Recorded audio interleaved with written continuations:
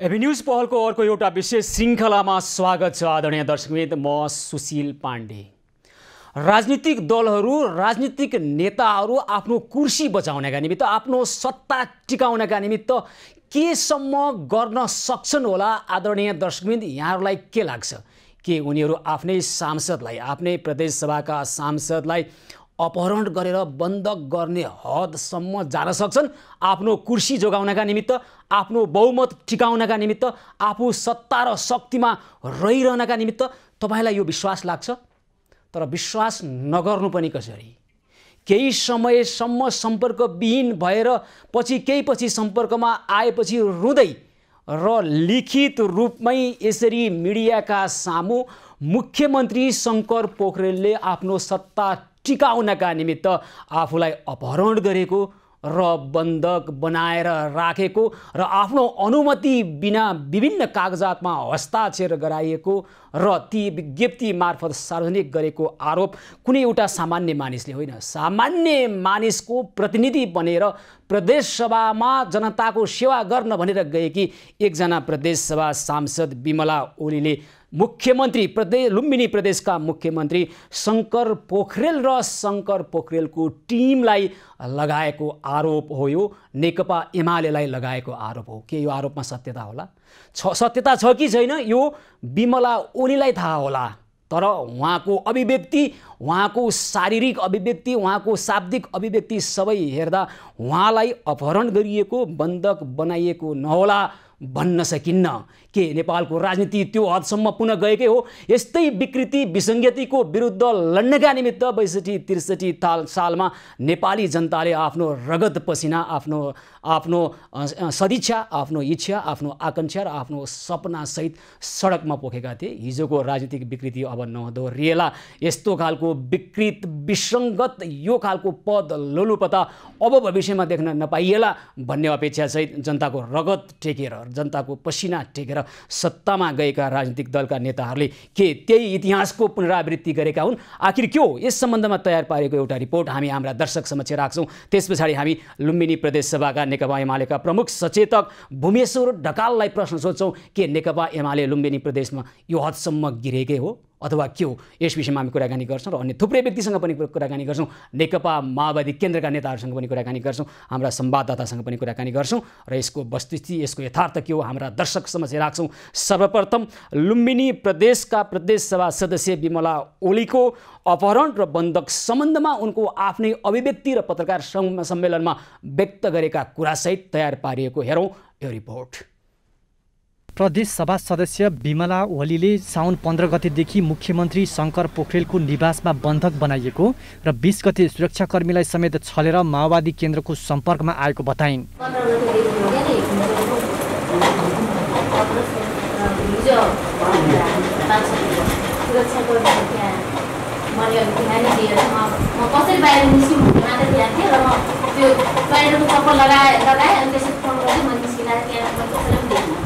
उनले दाङको तुलसीपुरमा रहेको आफ्नो निवासबाट नेपालगञ्ज औषधि उपचारको क्रममा जान लाग्दा गाडीमा पुर्याइदिने भन्दै एमाले संसदीय दलका सचेतक भूमेश्वर ढकालले मुख्यमन्त्री निवासमा ल्याएर आफू एमालेको रहेको विज्ञप्तिमा जबरजस्ती हस्ताक्षर गराएको बताइन्। जबरजस्ती भन्नाले पनि अब त्यो माइनरमा सिग्नेचर म गर्दैन भन्दाखेरि पहिलाको दलको बैठकको र अब जिल्लाको तीनटा माइनरमा सिग्नेचर गराउनु हो। अनि त्यो विज्ञप्ति पनि निकाल्ने भन्नु, मैले ननिकाल्ने, म उतै जान्छु भन्दाखेरि पनि उहाँले होइन यतै हुन्छ अनि तपाईँ एमालेमा आउनुहोस्, हिजो दिन तपाईँको कृषिको नेतृत्वमा उसले यस्तो गरे उस्तो गरे विगतका कुरा लिएर सबै पढ्नु गरेर उहाँले त्यस्ता कुराहरू। पत्रकार सम्मेलनमा विपक्षी दलका सांसदहरूले घटनालाई दुःखद र निन्दनीय भन्दै मुख्यमन्त्री शङ्कर पोखरेलमाथि छानबिन गर्नुपर्ने माग गरे। संविधान विरोधी, प्रदेश विरोधी र अहिलेको परिस्थिति हेर्नुभयो भने महिला अधिकारको पनि विरोध ठुलो अपमान भएको कुरा मैले महसुस गरेको। त्यही बिमलाजीले कसरी लिनुहुन्छ उहाँहरूलाई मलाई लाग्छ त्यो कारबाही चाहिँ सबैलाई हुनुपर्छ, यो देश सबै कानुन सबैलाई बराबर लाग्छ भन्ने हामीले बुझेका छौँ, त्यही अनुसार हुन्छ। सत्ता टिकाइरहन सांसद खरिद बिक्री गर्नु, सांसदलाई मुख्यमन्त्री निवासमै बन्धक बनाउनु जस्ता कार्य निन्दनीय भएको भन्दै बुद्धिजीवी र मानव अधिकारवादीले समेत आपत्ति जनाएका छन्। माननीयलाई मुख्यमन्त्री कार्यालयमै राख्ने कुरा चाहिँ गलत हो। राजनीति हिसाबले पनि राष्ट्रिय रूपमै दखल राख्ने मुख्यमन्त्रीज्यू हुनुहुन्थ्यो, तर यसले चाहिँ उहाँलाई धेरै हदसम्म चाहिँ नैतिक पतन भएको चाहिँ मैले महसुस गरेँ। राजीनामा त अब हामीले त पटक पटक मागिरहेको अवस्था हो गठबन्धनको तर्फबाट होइन। अब यो हिसाबले त झन् उहाँ चाहिँ राजीनामा दिन बाध्य हुनुहुन्छ। विपक्षीहरूले शङ्कर पोखरेल नेतृत्वको सरकार वैशाख 19 गते असंवैधानिक तरिकाले निर्माण भएको बताउँदै आएका छन्। उनीहरूले निरन्तर अल्पमतमा रहेर पनि मुख्यमन्त्री पोखरेलले निर्लज्ज ढङ्गले अराजनीतिक र असंवैधानिक रूपमा सरकार सञ्चालन गर्दै आएको बताएका छन्। दामोदर खनाल, बुटवल। दक्षिण भारतीय चलचित्रमा राजनीतिलाई बदनाम गराउने उद्देश्य साथ निर्मित गरेको चलचित्र जस्तो कहानी छ, कथा छ। नेपालको लुम्बिनी प्रदेशको यो कहानी हो, यो कथा हो, यथार्थ हो भन्ने कुरा आइरहेको छ। आखिर के हो? हामी सोच्छौँ लुम्बिनी प्रदेश सभा नेकपा एमालेका संसदीय दलका प्रमुख सचेतक भूमिश्वर ढकाललाई, तर उहाँले टेलिफोन उठाइरहनु भएको छैन। त्यसैगरी नेकपा माओवादी केन्द्र लुम्बिनी प्रदेश संसदीय दलका उपनेता कृष्णध्वज खड्कासँग पनि हामी कुराकानी गर्छौँ। आखिर भएको के हो? एकजना सांसदलाई आफ्नो सत्ता जोगाउनका निमित्त, आफ्नो शक्ति कायम गर्नका निमित्त, आफ्नो कुर्सी टिकाइरहनका निमित्त के सांसदलाई अपहरण गरिएको हो, बन्धक बनाइएको हो? यदि हो भने यो फौजदारी अभियोग हो। तुरुन्तै को व्यक्ति यसमा संलग्न छन्, जतिसुकै वरिष्ठ हुन्, जतिसुकै महान हुन्, कानुनमाथि त कोही पनि छैनन् होला नि त। त्यसै भन्छ संविधानले, होइन र? हामीले त्यस्तै खालको संविधान बनाएका होइन र?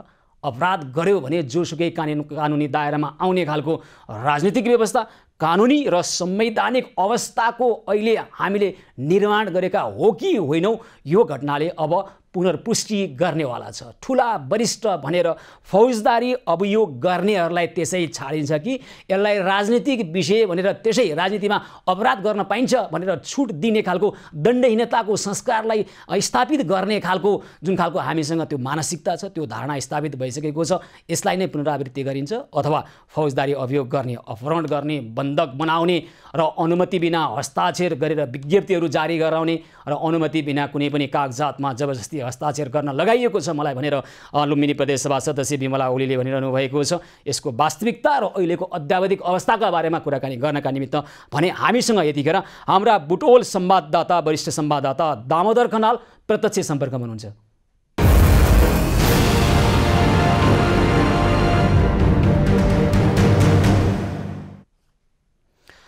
दामोदर, सत्यका सर्जक भगवान गौतम बुद्धको लुम्बिनी र लुम्बिनी प्रदेश सभामा अहिले जे भएको भन्ने कुरा आइरहेको छ, के भएको हो? यो लुम्बिनी प्रदेशको बेइज्जती भयो भनेर राष्ट्रिय स्तरमा चर्चा भइरहेको छ। त्यहाँको यथार्थ, त्यहाँको भित्री कुरा के हो भन्नुहोस् त। हो सुशीलजी, यहाँले पृष्ठभूमिमा भने जस्तै वास्तवमा लुम्बिनी प्रदेशमा एउटा सांसद अपहरण हुनु, बन्धक बनाइनु, खरी हुन्छ, अदलबदल सम्पूर्ण चित्रहरू यहाँ यो प्रदेश सरकारप्रति नै चुनौती लागेको छ। संघीय लोकतान्त्रिक गणतन्त्रलाई नै बदनाम गराउने काम यो लुम्बिनी प्रदेशमा देखिएको छ, जसका चाहिँ नायिके भन्दा पनि हुन्छ। यहाँका मुख्यमन्त्री शङ्कर पोखरेल हुनुभएको छ, किनभने आज मात्रै विमला ओली सार्वजनिक भइन्। 6 दिनदेखि उनी हराइरहेको भन्ने चाहिँ आइराखेको थियो र उनले सार्वजनिक गरेको अभिव्यक्ति अनुसार पनि हामी भन्न सकिन्छ अत्यन्तै घिनलाग्दो खेल रहेछ यो संसदीय अभ्यास, यो संघीय लोकतान्त्रिक गणतन्त्र भन्ने चाहिँ पुष्टि यहाँ भएको छ भने यहाँका विभिन्न चाहिँ दलका व्यक्तिहरू, नागरिक समाज, मानवाधिकारवादीहरूले पनि यो अत्यन्त निन्दनीय रूपमा लिएको चाहिँ पाइएको छ भने स्वयं विमलाले व्यक्तहरू तपाईहरूले सुन्नुहुन्छ, त्यसबाट पनि थाहा हुन्छ कि यो अत्यन्तै चाहिँ नि यो क्षेत्रलाई नै बदनाम गरायो। यो गौतम बुद्ध भूमि लुम्बिनी पवित्र क्षेत्रमा चाहिँ घिनलाग्दो कामहरू, यो संसदीय अभ्यासहरू, सत्ताको खेलको लुछाचुडीले कस्ता कस्ता हरकतहरू हुन्छ भन्ने कुरोहरू यहाँ पुष्टि भइराखेको छ। सुशीलजी, दामोदर, कतिपय दर्शकहरूलाई यो विश्वास गर्न कठिनाइ भइरहेको होला, आफूलाई लोकतन्त्रको हिमायती भन्ने, राष्ट्रिय राजनीतिमा स्थापित भइसकेका र स्पष्ट वक्ताको रूपमा आफूलाई दाबी गर्ने शङ्कर पोखरेल यतिखेर आफ्नो कुर्सी टिकाउनका निमित्त, बहुमत पुर्याउनका निमित्त एकजना प्रदेशसभा सदस्यलाई अपहरण गर्न तम्सिए, बन्धक बनाए भन्दा विश्वास गर्न कठिनाइ भइरहेको छ। र नेकपा एमाले लुम्बिनी प्रदेशले नै आज नै पत्रकार सम्मेलन गरेर विमला ओलीजीको कुरामा सत्यता छैन भन्ने आफ्नो अभिव्यक्ति सार्वजनिक गरिरहेको छ। तपाईँले जे भन्नुभयो र अहिले बाहिर जे कुरा आइरहेको छ, पत्याउने आधार चाहिँ अरू केही छन्?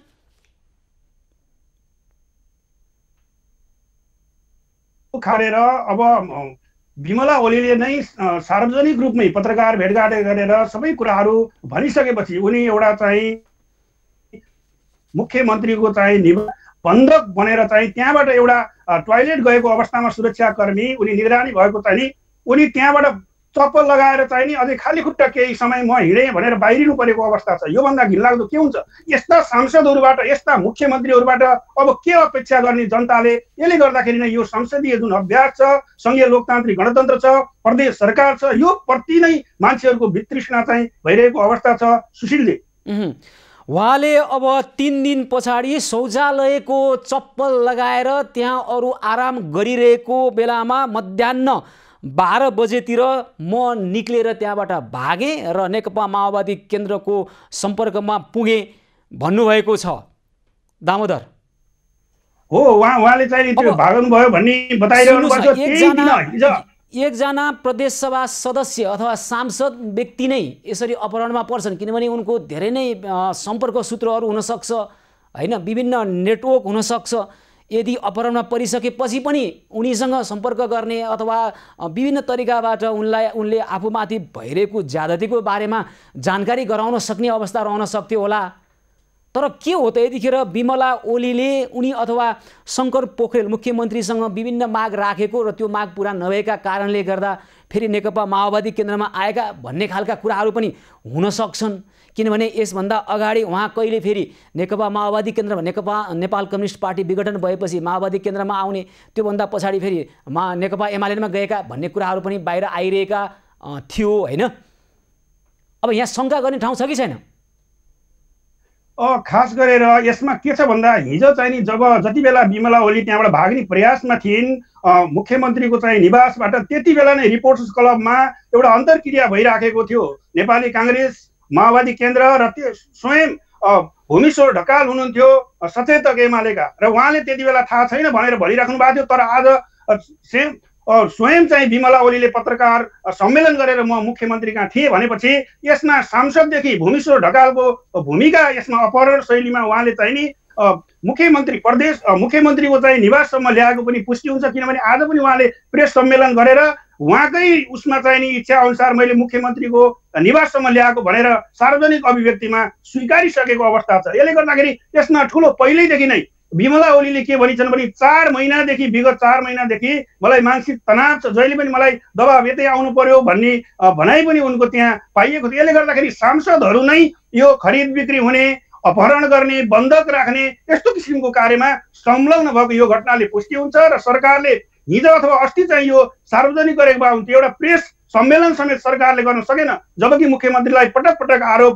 लगाइरहेको अवस्था पनि थियो। सुशील जी, त्यसो भए लुम्बिनी प्रदेशसभा नेकपा एमालेका प्रमुख सचेतक भूमिश्वर ढकाल, हामी उहाँसँग केही समयपछि कुराकानी गर्छौँ, र मुख्यमन्त्री शङ्कर पोखरेलले अपहरण र बन्धक जस्तो फौजदारी अभियोगमा आफूलाई संलग्न गरेका छन्। यस अनुसारको कानुनी कारबाही गर्ने कि नगर्ने, त्यहाँ के भएको छ? यस सम्बन्धमा कुनै रिट परेको अथवा मुद्दा दर्ता भएको अवस्था छ कि छैन दामोदर? अब आज खास गरेर विमला ओलीले अहिले म अदालत जान्न भन्ने चाहिँ भनेको भनाइ उहाँ पाइन्छ भने आज मैले केही सांसदहरूसँग पनि प्रतिक्रिया ल्याएको थिएँ। मैले दाङकै सांसद चाहिँ सँग दिल्ली चौधरीसँग पनि प्रतिक्रिया ल्याएको थिएँ। उहाँले के भन्नुभयो भने ठुलालाई पनि वास्तवमा कानुन लाग्नुपर्छ, यो घटनाले बेइज्जत गरायो, मुख्यमन्त्रीले लगेर चाहिँ एउटा बन्धक बनाउने सांसदले यो घटनाले दाङलाई शुद्ध बेइज्जत गरेको छ भनेर भनेको अवस्था छ भने अर्को एकजना सांसदले नैतिकता यदि उहाँमा छ भने उहाँले राजीनामा दिएर मार्ग प्रशस्त गर्नुपर्छ, सत्ताको लागि यस्तो महिला सांसदलाई बन्धक बनाउन हुन्न भनेर भनेको अभिव्यक्ति पनि छ। अब यो घटना पछि आउला, अब कानुनी उपचारमा पनि अब गएपछि एउटा निकास चाहिँ निक्लेला, तर पनि यो चाहिँ एउटा अनैतिक गलत काम चाहिँ हो भनेर भनेको अवस्था छ। सुशीलजी, हुन्छ दामोदर, यहाँलाई धेरै धेरै धन्यवाद। अहिले हामी केही समय पछाडि लुम्बिनी प्रदेशसभा नेकपा एमालेका संसदीय दलका प्रमुख सचेतक भूमिश्वर ढकालसँग पनि कुराकानी गर्छौँ र यस विषयमा पछि पनि तपाईँसँग जोडेर कुराकानी गरौँला। दामोदर, यहाँलाई धेरै धेरै धन्यवाद। हस्, धन्यवाद। दर्शकवृन्द, यतिखेर लुम्बिनी प्रदेशसभा सदस्य विमला ओलीले प्रेस विज्ञप्ति नै जारी गरेर र मिडियाको समक्ष आफू नै उहाँ स्वयं उपस्थित भएर जुन आरोप लगाइरहनु भएको छ मुख्यमन्त्री शङ्कर पोखरेल र लुम्बिनी प्रदेशसभाको नेकपा एमालेलाई र नेकपा एमालेका प्रमुख सचेतक भूमेश्वर ढकालले यस अगाडि हिजो भन्दै हुनुहुन्थ्यो विमला ओली कहाँ हुनुहुन्छ, कस्तो अवस्थामा हुनुहुन्छ हामीलाई जानकारी छैन। तर विमला ओली आफू बाहिर आएर सार्वजनिक भइसकेपछि उहाँहरू भन्न थाल्नुभएको छ उहाँकै अनुमतिमा नयाँ लुगा लगाएर घरबाट अन्य आफन्तसँगै झोला भिरेर हामीले लिएर आएका हौँ र शङ्कर पोखरेलको घरमा राखेका हौँ, निवासमा राखेका हौँ भनिरहनु भएको छ भूमेश्वर ढकालजीले। भूमेश्वरजी कृपया तपाईँ टेलिफोन उठाउनुहोस् र हाम्रा प्रश्नको जवाफ तपाईँले दिनुपर्छ। मात्र यो तपाईँको घरभित्रको मात्रै यो काण्ड होइन, यो प्रदेशसभा यतिखेर सङ्घीयताप्रति जुन जनताको अपेक्षा थियो सङ्घीयताको तपाईँहरूले जसरी बदनाम गरिरहनु भएको छ। अनि शङ्कर पोखरेलजीलाई त धेरै प्रश्न छन्, प्रश्नहरूको उत्तर तपाईँले शाब्दिक रूपमा दिन सक्नुहुन्न हामीलाई थाहा छ। शङ्करजी तपाईँलाई केले त्यस्तो बाध्य बनाएको? नेपालको राजनीति त्यति हदसम्म कुएगन्धे भइसकेको रहेछ, त्यति हदसम्म बिग्रिसकेको रहेछ, तपाईँले आफ्नो कुर्सी जोगाउनका निमित्त आफ्नै सांसदलाई अपहरण गर्न केले तपाईँलाई बाध्य बनायो? ओहो तपाईँको दुःख कति धेरै रहेछ है, राजनीति गर्न त्यति सजिलो त रहेनछ नि त। यो हदसम्म तल गिर्नुपर्ने, यो हदसम्म अपराधमा मुछिएर मात्रै अनि राजनीति गर्न सक्नुपर्ने रहेछ, जनताको सेवा त यसरी पो गर्न पर्ने रहेछ है, कति धेरै दुःख रहेछ। तपाईँसँग पनि थुप्रै प्रश्नहरू छन् हामीसँग। यतिखेर भने नेकपा माओवादी केन्द्र लुम्बिनी प्रदेश संसदीय दलका उपनेता कृष्णध्वज खड्का हाम्रो प्रत्यक्ष सम्पर्कमा हुनुहुन्छ। खड्काजी नमस्कार, कार्यक्रममा स्वागत छ यहाँलाई। हजुर नमस्कार। के भएको हो यो तपाईँहरूको प्रदेशसभाभित्र? विमला ओलीजीले अहिले जे भनिरहनु भएको छ उहाँ त अपहरणमा पर्नुभएको रहेछ, बन्धक बनाइएको रहेछ है। तपाईँहरू आफ्नै सांसदको सुरक्षा गर्न सक्नुहुन्न, आफ्नै पार्टीको सदस्यको सुरक्षा गर्न सक्नुहुन्न, तपाईँहरूबाट तपाईँहरूको राजनीतिबाट नेपाली जनताले के अपेक्षा गर्ने? होइन त्यसो होइन, हामीले रक्षा गर्न नसकेको सुरक्षा गर्न नसकेको भन्ने छैन। हरेक कुराहरूका राजनीतिका आफ्नै मूल्य मान्यता हुन्छन् र बाँकी छन् राजनीतिका मूल्य मान्यता बाँकी छ लुम्बिनी प्रदेशमा। होइन त्यो त चाहिँ सम्बन्धित पक्षहरूले बुझ्नुपर्ने थाहा पाउनु पर्ने कुरा हो। हामीले हाम्रो दलको तर्फबाट यो भर्खर जन्मिएको प्रदेशको मर्यादा मूल्यहरू र राम्रो संस्कारको निम्ति हामीले राजनीतिक रूपमा ती प्रयत्नहरू गरेका छौँ भन्ने नै लाग्छ हामीलाई चाहिँ। ल भनिदिनुहोस् त भएको चाहिँ के हो त, ठ्याक्कै यथार्थ कुरा भनिदिनुहोस् त कृष्णध्वज खड्काजी।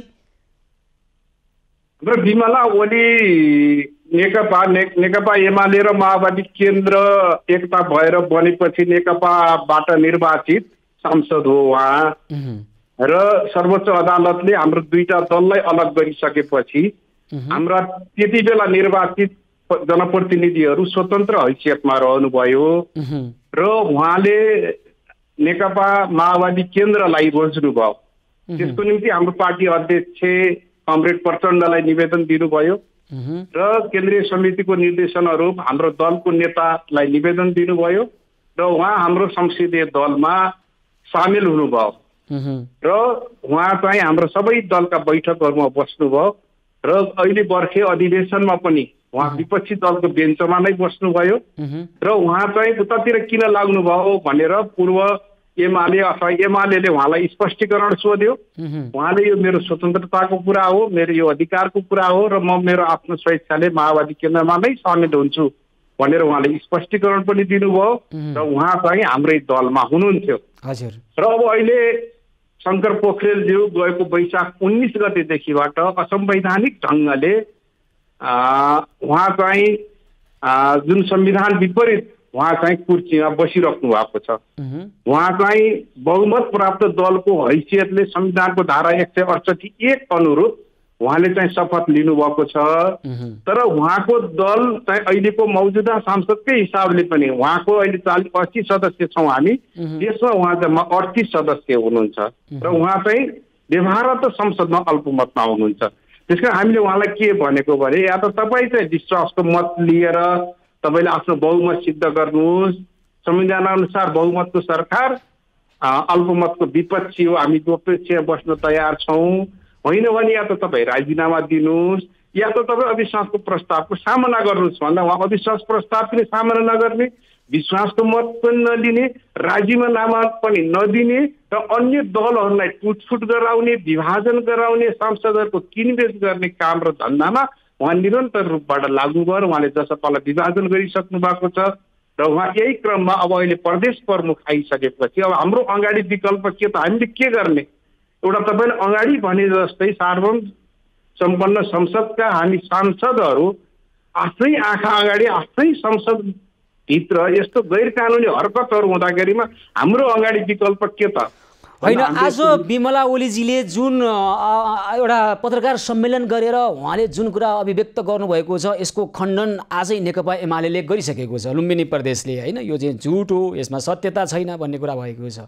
यदि यो सत्य हो भने राजनीतिको यो विकृति, यो विसङ्गति र यो हदलाई के भन्ने नेपाली शब्दकोशमा यो भन्नका निमित्त कुनै संज्ञाहरू छैनन्, कुनै नामहरू छैनन्, कुनै शब्दहरू छैनन् है।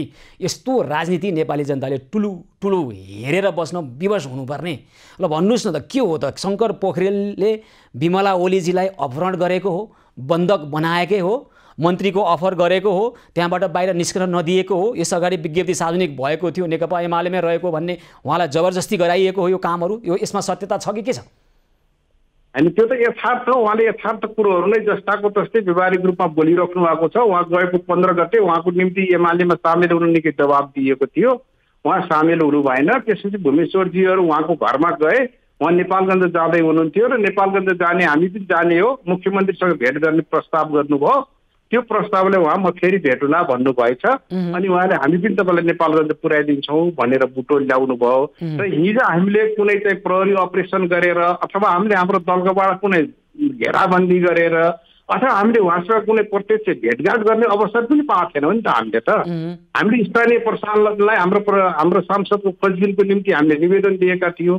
हाम्रो संसदीय दलभित्र 3 सदस्य हामीले कार्यदल बनाएर उहाँको खोजबिन गरिराखेका थियौँ र हामीले चाहिँ होइन कृष्णध्वजजी, यो कुरो तपाईँले जुन दाबी गरिनु भएको छ, बिमला ओलीजीले प्रेस विज्ञप्ति मार्फत दाबी गरेको कुरा मेरो हातमा छ र उहाँले जुन कुरा अहिले मिडियाको सामु बोल्नु भएको छ उहाँको शब्द बाहेक यो कुरा प्रमाणित र पुष्टि हुने कुरो के छ तथ्य तपाईँहरूसँग?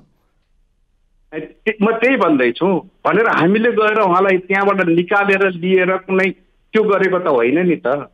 उहाँ त हिजो हठात एउटा चाहिँ अतास्यको अवस्थामा त्यहाँबाट निस्किएर पार्टीको सम्पर्कमा आउनु, हाम्रो दलको नेतालाई खबर गर्नुभयो र उहाँ हाम्रो सम्पर्कमा आउनुभयो र हामीले यो कुरा चाहिँ जननिर्वाचित प्रतिनिधिका यदि यो कुरा सत्य हो भने मुख्यमन्त्री त तपाईँको पनि मुख्यमन्त्री, सबैको मुख्यमन्त्री, लुम्बिनी प्रदेशको मुख्यमन्त्री, होइन, शङ्कर पोखरेलजीको उहाँकै सहमतिमा उहाँलाई थाहा हुँदाहुँदै एकजना प्रदेश सभा सदस्यलाई अपहरण गरिन्छ आफ्नो फाइदाको निमित्त, आफ्नो सत्ता टिकाउनका निमित्त, आफ्नो पक्षमा बहुमत पुर्याउनका निमित्त बन्धक बनाइन्छ र विज्ञप्तिमा हस्ताक्षर गर्न लगाइन्छ जबरजस्ती र त्यो सार्वजनिक गरिन्छ र अन्य विभिन्न खालका माइन्युट जस्तो कुरामा पनि हस्ताक्षर गर्न लगाइएको छ भनेर बिमलाजी भनिरहनु भएको छ। यदि यस्तो हो भने यो फौजदारी अभियोग हो के मुख्यमन्त्रीहरूलाई चाहिँ अथवा तपाईँहरू जस्ता ठुला नेताहरूलाई चाहिँ यो देशको कानुनले छुँदैन कि कृष्णध्वजजी?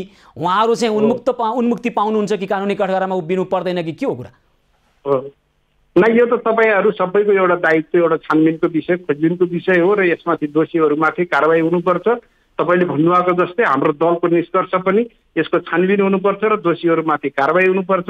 यो एउटा अपहरण शैलीमा गरिएको छ, एउटा बन्दी नै तपाईँहरू न्यायिक प्रक्रियामा जानु भएको छ? हामी हाम्रो यहाँ 4 दलको गठबन्धनबाट आज हामीले वक्तव्य जारी गरिसकेका छौँ र यसको चाहिँ सबैलाई हामीले अपिल पनि गरेका छौँ। होइन, तपाईँहरू न्यायिक प्रक्रियामा न्यायको ढोका ढकढकाउनको लागि जानु भएको छैन? न्यायको ढोका ढकढकाउनु यसलाई हामी त अहिले मुख्य रूपमा राजनैतिक रूपमा प्रतिवाद गरिरहेका छौँ र न्यायको प्रक्रियामा के गर्ने भन्ने विषयमा हाम्रो दलभित्र के भने यो राजनीतिक रूपमा प्रतिवाद भनेको तपाईँहरूको राजनीति भन्दा पनि देशमा कसैले हेर्नुहोस् है फौजदारी गर्छ भने, अपराध गर्छ भने उसलाई फौजदारी कानुनअनुसार कारबाहीको दायरामा ल्याउनुपर्छ। त्यो सायद राष्ट्रपति होस्, प्रधानमन्त्री होस्, मुख्यमन्त्री होस्, कुनै वरिष्ठ होस्, कुनै ठुलो जे होस्, होइन, त्यही भन्छ होइन कानुनले। फौजदारी अभियोग लागेका व्यक्तिलाई फौजदारी कानुनअनुसार कारबाहीको लानुपर्छ। होइन, हामी चाहिँ यसबाट हामीलाई दण्डनीयताको अथवा हामीलाई उन्मुक्तिको व्यवस्था गरेको छ, इम्प्युनिटीको व्यवस्था राखेका छौँ भने त्यही अनुसारको कुरा गर्नुहोस्। होइन भने यो राजनीतिक प्रतिवाद तपाईँहरू के गर्नुहुन्छ गर्नुहोस्। कसैले पनि अपहरण बन्धक बनाएको छ भने त्यो जोसुकै वरिष्ठ होस्, जोसुकै कनिष्ठ जे होस्, कानुनी कठघरामा उभिनुपर्छ कि पर्दैन? नेपालको कानुनले के भन्छ? नै, नेपालको कानुन त्यो भन्ने भएको हुनाले हामीले हाम्रो दलभित्र पनि उहाँ त्यो अवस्थामा आउनु, हिजो प्रेसको अगाडि जनताको बिचमा जान सक्ने अवस्था हुनुहुन्थेन र उहाँले आफ्नो अलिकति सन्तुलित गराएर आज मिडियाको समक्ष आफ्ना कुराहरू राख्नु भएको छ। अझै पनि उहाँ चाहिँ एउटा अलि अप्ठ्यारै स्थितिमा भएको हुँदाखेरिमा हामी यसलाई छलफल गरेर हाम्रो दलभित्र पार्टीको समग्र रूपमा हामी छलफल गरिरहेका छौँ र यसलाई कसरी अगाडि बढाउने भन्नेमा, तर हामीले छानबिन गरेर कारबाही हुनुपर्छ भन्ने कुराको माग गरिसकेका छौँ। भनेपछि रिट लिएर तपाईँहरू जाँदै हुनुहुन्छ, मुद्दा गर्नुहुन्छ? होइन अहिले हामी यसको हाम्रो बिचमा छलफल भइरहेको छ। होइन अरू कुरा होइन कि अपराध भएको छ तपाईँहरूको बिच छलफल भयो भने मिलापत्र हुने, अनि तपाईँहरू बिच छलफल भएन भने मिलापत्र भएन भने चाहिँ अनि त्यो जाने भन्ने हुन्छ। फौजदारी अभियोग भनेको त राज्यपक्षीय अभियोग हुन्छ, यो त राज्यपक्षीय मुद्दा हुन्छ यो त। अनि यस्तो पनि हुन्छ कृष्णजी, तपाईँहरू के भनिरहनु भएको छ, के कुरालाई स्थापित गर्ने प्रयास गरिरहनु भएको छ होइन। के भने भन्नुहोस्, हाम्रो लेनदेनको विषय हो, राजनीतिमा यो हुन्छ, यो संस्कार हो, हाम्रो संस्कृति हो, एउटा संस्कार र संस्कृतिलाई हामीले अपनाएका हौँ भन्नुहोस्। होइन भने यो हदसम्मको परिस्थिति नेपाली जनताले हेर्न विवश छैन। नै तपाईँले भन्नुभएको कुरा ठिक हो। यसलाई चाहिँ राजनीतिक रूपमा यो संस्कार हो कि होइन, अझ त्यसमा पनि एउटा कम्युनिस्ट बन्नेले अझ शङ्कर पोखरेलजी जसको नेतृत्वमा चाहिँ प्रदेश अगाडि बढिरहेको छ होइन, उहाँबाट यस्तो कुराको चाहिँ शोभनीय कुरा होइन, यो राम्रो कुरा होइन, यो लाजमर्दो कुरा नै हो।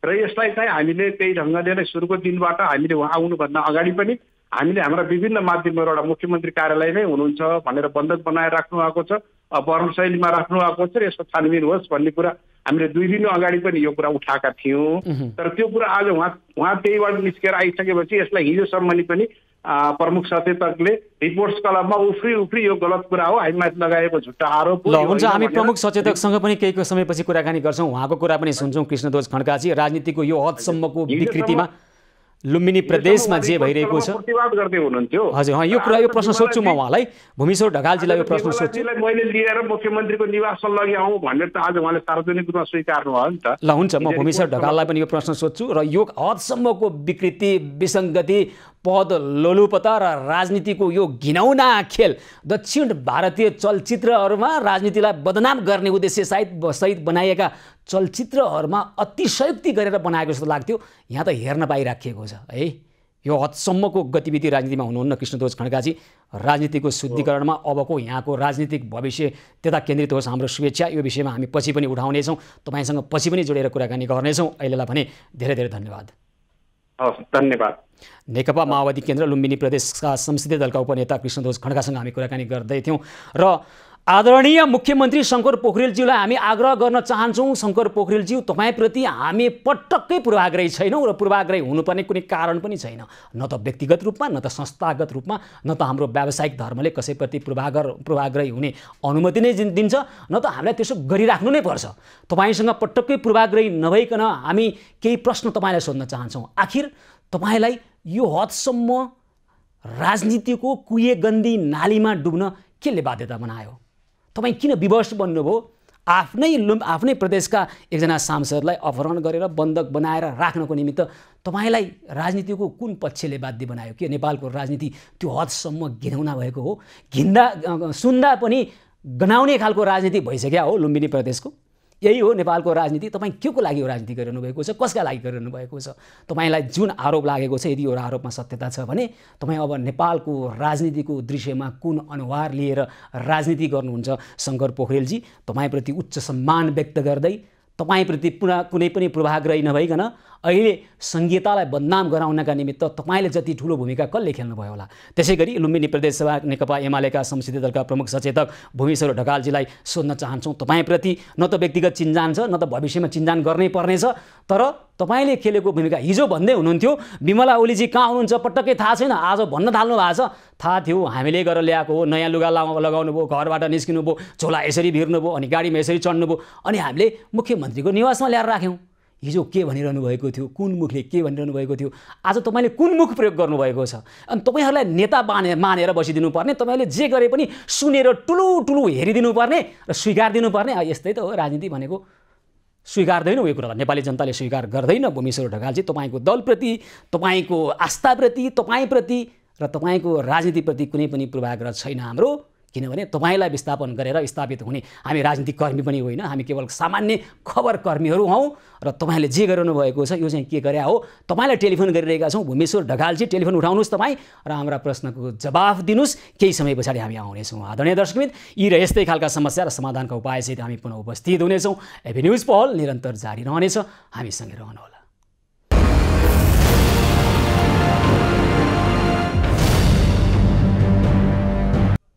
एभेन्यूज पहलको यो विशेष श्रृङ्खलामा पुनः स्वागत छ। आदरणीय दर्शकबिन, त्यतिखेर हामी लुम्बिनी प्रदेशसभा सदस्य विमला ओलीको अपहरण र बन्धक, उनी आफैले आज मिडियाको सामु दिएको अभिव्यक्ति र सार्वजनिक गरेको कुरा अनुसार उनीलाई अहिलेको सत्तापक्ष नेकपा एमालेका मुख्यमन्त्री शङ्कर पोखरेलले आफ्नो पक्षमा बहुमत कायमै राखिराख्नको निमित्त बहुमत सङ्ख्याको सदस्य पुर्याउनका निमित्त अहिले बन्धक बनाइएको अपहरणबाट मुक्त भएर अहिले आफू सार्वजनिक भएको कुरा गर्नुभएको छ। र आखिर भएको के हो? हामीले यस अगाडि नेकपा माओवादी केन्द्र लुम्बिनी प्रदेशका संसदीय दलका उपनेता कृष्णध्वज खड्कासँग कुराकानी गऱ्यौँ। त्यसै गरी हाम्रा बुटोल वरिष्ठ संवाददाता दामोदर खनालसँग पनि कुराकानी गऱ्यौँ। र यतिखेर भने नेकपा एमालेमाथि र नेकपा एमालेका लुम्बिनी प्रदेशका मुख्यमन्त्री शङ्कर पोखरेलमाथि जुन अभियोग लागिरहेको छ, त्यहाँका प्रमुख सचेतक भूमेश्वर ढकालमाथि जुन अभियोग र आरोप लागिरहेको छ, आखिर वास्तविकता के हो? फौजदारी अपराध गर्न बाध्य भएका हुन् त त्यहाँका नेताहरू? आखिर यसको वास्तविकता के हो? यस विषयमा कुराकानी गर्नका निमित्त हामीले लुम्बिनी प्रदेश सभा नेकपा एमालेका संसदीय दलका नेता प्रमुख सचेतक भूमेश्वर ढकाललाई टेलिफोन गरिरहेका छौँ। उहाँले यस अगाडि म आज बोल्छु, यस विषयमा म आफ्नो धारणा राख्छु भन्नुभएको थियो। यतिखेर भने भूमेश्वर ढकालले टेलिफोन उठाइरहनु भएको छैन। मैले उहाँलाई भनेको थिएँ 8 देखि 9 बजेको बिचमा कुनै पनि समय तपाईँलाई टेलिफोन आउँछ, तपाईँको यो नम्बरमा भाइबर छ कि छैन र भनेको थिएँ। उहाँले हुन्छ म भाइबरमै उपलब्ध भएर तपाईँसँग कुराकानी गर्छु भन्नुभएको थियो। भूमेश्वर ढकालजी अहिले यतिखेर टेलिफोन उठाइरहनु भएको छैन। यताबाट टेलिफोन लागिरहेको छ, टेलिफोन उठाइरहनु भएको छैन। लुम्बिनी प्रदेश सभा नेकपा एमालेका संसदीय दलका प्रमुख सचेतक उहाँले टेलिफोन उठाइरहनु भएको छैन। हामी उहाँलाई टेलिफोन गरिरहेका छौँ। उहाँले आफ्नो धारणा राख्छु भन्नुभएको थियो, तर उहाँको टेलिफोन उठिरहेको छैन। भूमेश्वरजी कृपया टेलिफोन उठाउनुहोस् र हाम्रा प्रश्नहरूको तपाईँले जवाब दिनुपर्छ। तपाईँ त्यहाँको जनप्रतिनिधि र अहिले राजनीतिलाई थप विकृत बनाउनका निमित्त अहिलेको घटनाले जुन योगदान गरेको छ, यसको वास्तविकता के हो? तपाईँहरूमाथि लागेको अपहरण र बन्धक सम्बन्धी यो फौजदारी अभियोग के हो? यसबारेमा तपाईँले राष्ट्रिय टेलिभिजनमा आफ्नो कुरो राख्न पाउने यो तपाईँको निमित्त अवसर पनि हो। यदि तपाईँ हामीसँग बोलिरहनु भएको छैन, अहिले तपाईँसँग समय पनि हामीले मिलाइसकेका थियौँ, बोलिरहनु भएको छैन भने तपाईँसँग केही समस्याहरू छन्, त्यसकारण तपाईँ बोल्न आनाकानी गरिरहनु भएको छ, बोल्न हिचकिचाइरहनु भएको छ, बोल्न डराइरहनु भएको छ र मिडियासँग तपाईँ भागिरहनु भएको छ भन्न हामी बाध्य हुनेछौँ।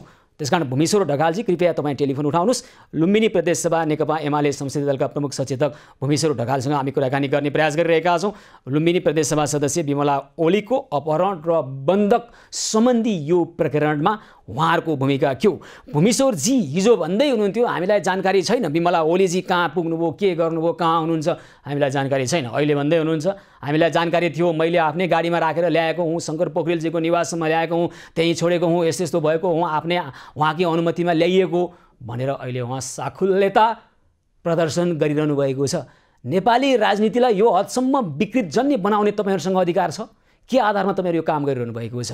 नेपालको राजनीतिको यतिखेरको पात्रहरू तपाईँहरू हुनुहुन्छ र तपाईँहरूको यो जुन खालको अहिलेको हरकत छ, यो हरकतले नेपालको राजनीति खत्तम हो, नेपालको राजनीति एकदम बिग्रिसक्यो, राजनीति भनेको फोहोरी खेल, फोहोरीहरूले खेल्ने खेल भन्ने जुन एउटा धारणा छ, यसलाई स्थापित गर्ने नकारात्मक योगदान तपाईँहरू दिइरहनु भएको छ। यसलाई स्थापित गर्ने प्रयास यहाँहरू गरिरहनु भएको छ। राजनीति भनेको देशको मूल नीति, सबै नीतिलाई प्रभावित पार्ने र जनतालाई सेवा सुख सुविधा प्रदान गर्नका निमित्त नीति निर्माण गरेर त्यो नीति निर्माणलाई तल्लो तहसम्म लगेर व्यवहार त त्यसलाई कार्यान्वयन गरेर राष्ट्रका समस्या, जनताका समस्यालाई दिगो रूपमा, दीर्घकालीन रूपमा समाधान गर्ने एउटा बहुत सुन्दर राम्रो एउटा नीति हो, जसलाई मुख्य नीति अथवा राजनीति भनिन्छ। तर यो राजनीति तपाईँहरूले आफ्नो पदका निमित्त, व्यक्तिगत स्वार्थका निमित्त जे गरिरहनु भएको छ, यो के गरिरहनु भएको हो? तपाईँ टेलिफोन यतिखेर किन उठाइरहनु भएको छैन भूमेश्वर ढकालजी? तपाईँलाई टेलिफोन गइरहेको छ, यताबाट घन्टी गइरहेको छ, तर तपाईँ टेलिफोन उठाइरहनु भएको छैन। लुम्बिनी प्रदेश सभा नेकपा एमाले संसदीय दलका प्रमुख सचेतक भूमेश्वर ढकालजी अहिले मिडियाबाट भाग्नु भएको छ। तर हामी उहाँलाई छोड्दैनौँ, न त मुख्यमन्त्री शङ्कर पोखरेललाई छोड्छौँ, हामी उहाँसँग यो प्रश्नको उत्तर लिएरै छाड्नेछौँ। दर्शकवृन्द, आज केही युवा युवतीहरू एभिन्यूज खबरको केन्द्रीय कार्यालय खोज्दै आउनुभयो र उहाँहरूको गुनासो थियो मिनवा म्यान पावरले, हामीले यो विषयलाई केही अगाडि पनि उठाएका थियौँ, मिनवा म्यान पावरले उहाँहरूलाई ठगी गरेको रहेछ र त्यो ठगीको ब्याङ्क ग्यारेन्टी राखेको रकम प्राइम ब्याङ्कले दिनुपर्थ्यो, तर अहिलेसम्म त्यो रकम पाएनौँ। वैदेशिक रोजगार विभागले के गरिरहेको छ, त्यसै गरी प्राइम ब्याङ्कले र श्रम मन्त्रालयले र यी सम्पूर्ण निकायहरूले जसले न्याय दिनका निमित्त ती पीडित युवाहरूलाई न्याय दिनका निमित्त प्रभावकारी ढङ्गबाट छरितो ढङ्गबाट काम गर्नुपर्थ्यो। त्यसो नभएका कारणले आफू अन्यायमा परेका छौँ। अहिलेसम्म हाम्रो यो समस्या समाधान भएर भनेर आज हामी कहाँ आउनुभएको छ। यो सम्बन्धमा तयार पारिएको एउटा भिडियो सर्वप्रथम हामी प्रस्तुत गर्छौँ। त्यस पछाडि वैदेशिक रोजगार विभागका निर्देशक सूचना अधिकारी महेन्द्रनाथ भट्टराईसँग कुराकानी गर्छौँ र युवाहरूको गुनासो के छ, अहिलेसम्म यो समस्या समाधान किन भएन, हामी यस सम्बन्धमा तयार पारेको एउटा भिडियो पहिला प्रस्तुत गर्छौँ। तपाईँको पैसा फर्छ भन्नु त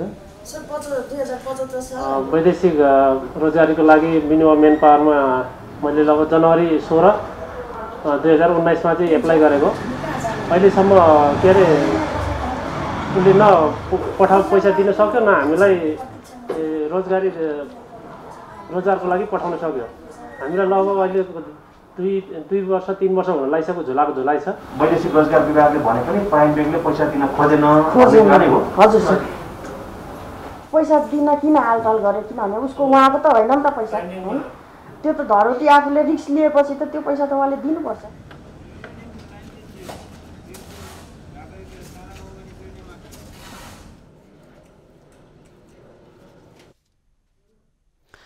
वैदेशिक रोजगारमा जानका निमित्त युवाहरूले मेनवा म्यान पावरलाई धेरै रकम बुझाएका थिए, थुप्रै रकम बुझाएका थिए र त्यो रकम यदि सम्बन्धित म्यान पावर कम्पनीले ती युवाहरूलाई विदेशमा लान सकेन भने ती युवाहरूको बुझाएको रकम सुनिश्चित होस् भनेर वैदेशिक रोजगार ऐन 2064 अनुसार म्यान पावर व्यवसायीहरूले म्यान पावर व्यवसाय सुरु गर्दा करिब 1.5 करोड बैंक ग्यारेन्टी राख्नुपर्ने दायित्व अनुसार यो बैंक ग्यारेन्टी राखिएको हुन्छ र यसरी उहाँहरू ठगीमा पर्दा यही बैंक ग्यारेन्टीबाट उनीहरूलाई रकम फिर्ता गर्ने प्रावधान हो, ऐनले यही भन्छ।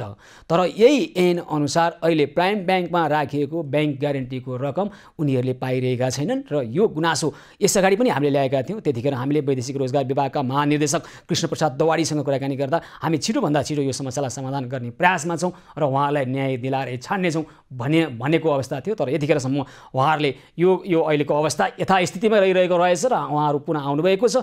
हामी यस सम्बन्धमा के भएको हो, वैदेशिक रोजगार विभागका निर्देशक सूचना अधिकारी महेन्द्रनाथ भट्टराईसँग कुराकानी गर्छौँ र त्यस पछाडि हामी नेपाल राष्ट्र बैङ्कका प्रवक्तासँग देवकुमार ढकालसँग पनि हामीले कुराकानी गरेका छौँ र उहाँले यो विषयमा अझै विस्तृत रूपमा बुझेर हामी यस बारेमा कुराकानी गर्छौँ भन्नुभएको छ। हामी केही दिन पछाडि उहाँसँग कुराकानी गर्छौँ र हामीले श्रम मन्त्रालयका प्रवक्ता दीपक काफ्लेसँग पनि कुराकानी गरेका थियौँ र यतिखेर भने वैदेशिक रोजगार विभागका निर्देशक सूचना अधिकारी महेन्द्रनाथ भट्टराई हाम्रो टेलिफोन सम्पर्कमा हुनुहुन्छ। हजुर महेन्द्रनाथजी नमस्कार, कार्यक्रममा स्वागत छ यहाँलाई। हवस्, धन्यवाद। मिनवा मेन पावरले ठगी गरेका केही युवाहरू यसअगाडि पनि हामीले तपाईँसँग यस विषयमा कुराकानी गरेका थियौँ। आज उहाँहरू केही डेलिगेसनै आउनुभयो, हामीसँग 8-10 जना नै आउनुभयो होइन। अहिलेसम्म यो समस्या समाधान भएको रहेनछ। उहाँहरूले बैंक ग्यारेन्टीबाट पाउनुपर्ने रकम, ठगीको रकम फिर्ता पाउनुभएको रहेनछ। के भएको हो भट्टराईजी? यसमा चाहिँ मिनवा मेन पावरले चाहिँ केही मान्छेहरूलाई विदेश पठाउँछु भनेर रकम उठाएको र नपठाएको भनेर हाम्रो आउँदुरी पर्यो होइन। अनि हामीले छानबिन गरेर चाहिँ उनीहरूले चाहिँ त्यो वैदेशिक रोजगार ऐन बमोजिम चाहिँ उनीहरूले क्षतिपूर्ति पाउँछ भनेर ठहर गरेर त्यो ब्याङ्क ग्यारेन्टी को पैसा हामीलाई पठाइदिनु भनेर हामीले ब्याङ्कलाई लेख्यौँ। प्राइम ब्याङ्क जस्तो लाग्छ कुन ब्याङ्क हो, अनि त्यो ब्याङ्कलाई लेखेपछि चाहिँ तपाईँ प्राइम ब्याङ्क जस्तो लाग्छ कुन ब्याङ्क भनिरहनु भएको छ? जस्तो लाग्ने त होइन, प्राइम ब्याङ्क नै हो। यसभन्दा अगाडि नै हामीले कुराकानी गरेका छौँ। प्राइम नै हो, त्यसो ठिकै छ। म घरमा छु, कागज बसाउँछ होइन।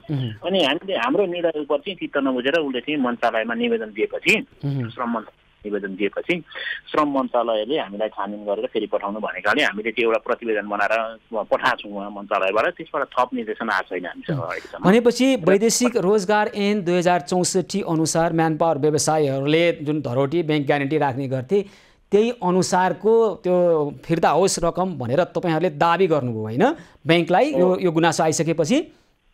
हजुर हजुर हजुर हो। उहाँहरूको उजुरी परिसकेपछि हामीले कानुन अनुसार छानबिन गरेर अनि निर्णय गरेर ब्याङ्कलाई चाहिँ क्षतिपूर्ति दिनुपर्ने भएकाले उक्त रकम चाहिँ यता पठाइदिनु भनेर हामीले लेख्यौँ।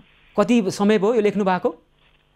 हामीले लेखेको छ कि अब त्यति मिति भएन, 1.5 महिना 2 महिना कति भयो। तर मैले यो विषयमा राष्ट्र बैङ्कसँग बुझ्दा त्यहाँको आधिकारिक नेतृत्वले हामीलाई के जानकारी गराएको छ भने तपाईँहरूले यसरी दाबी गरेको 7 दिनभित्र सम्बन्धित ब्याङ्कले भुक्तानी दिनुपर्छ ती ठगिएका व्यक्तिहरूलाई भन्ने प्रावधान छ।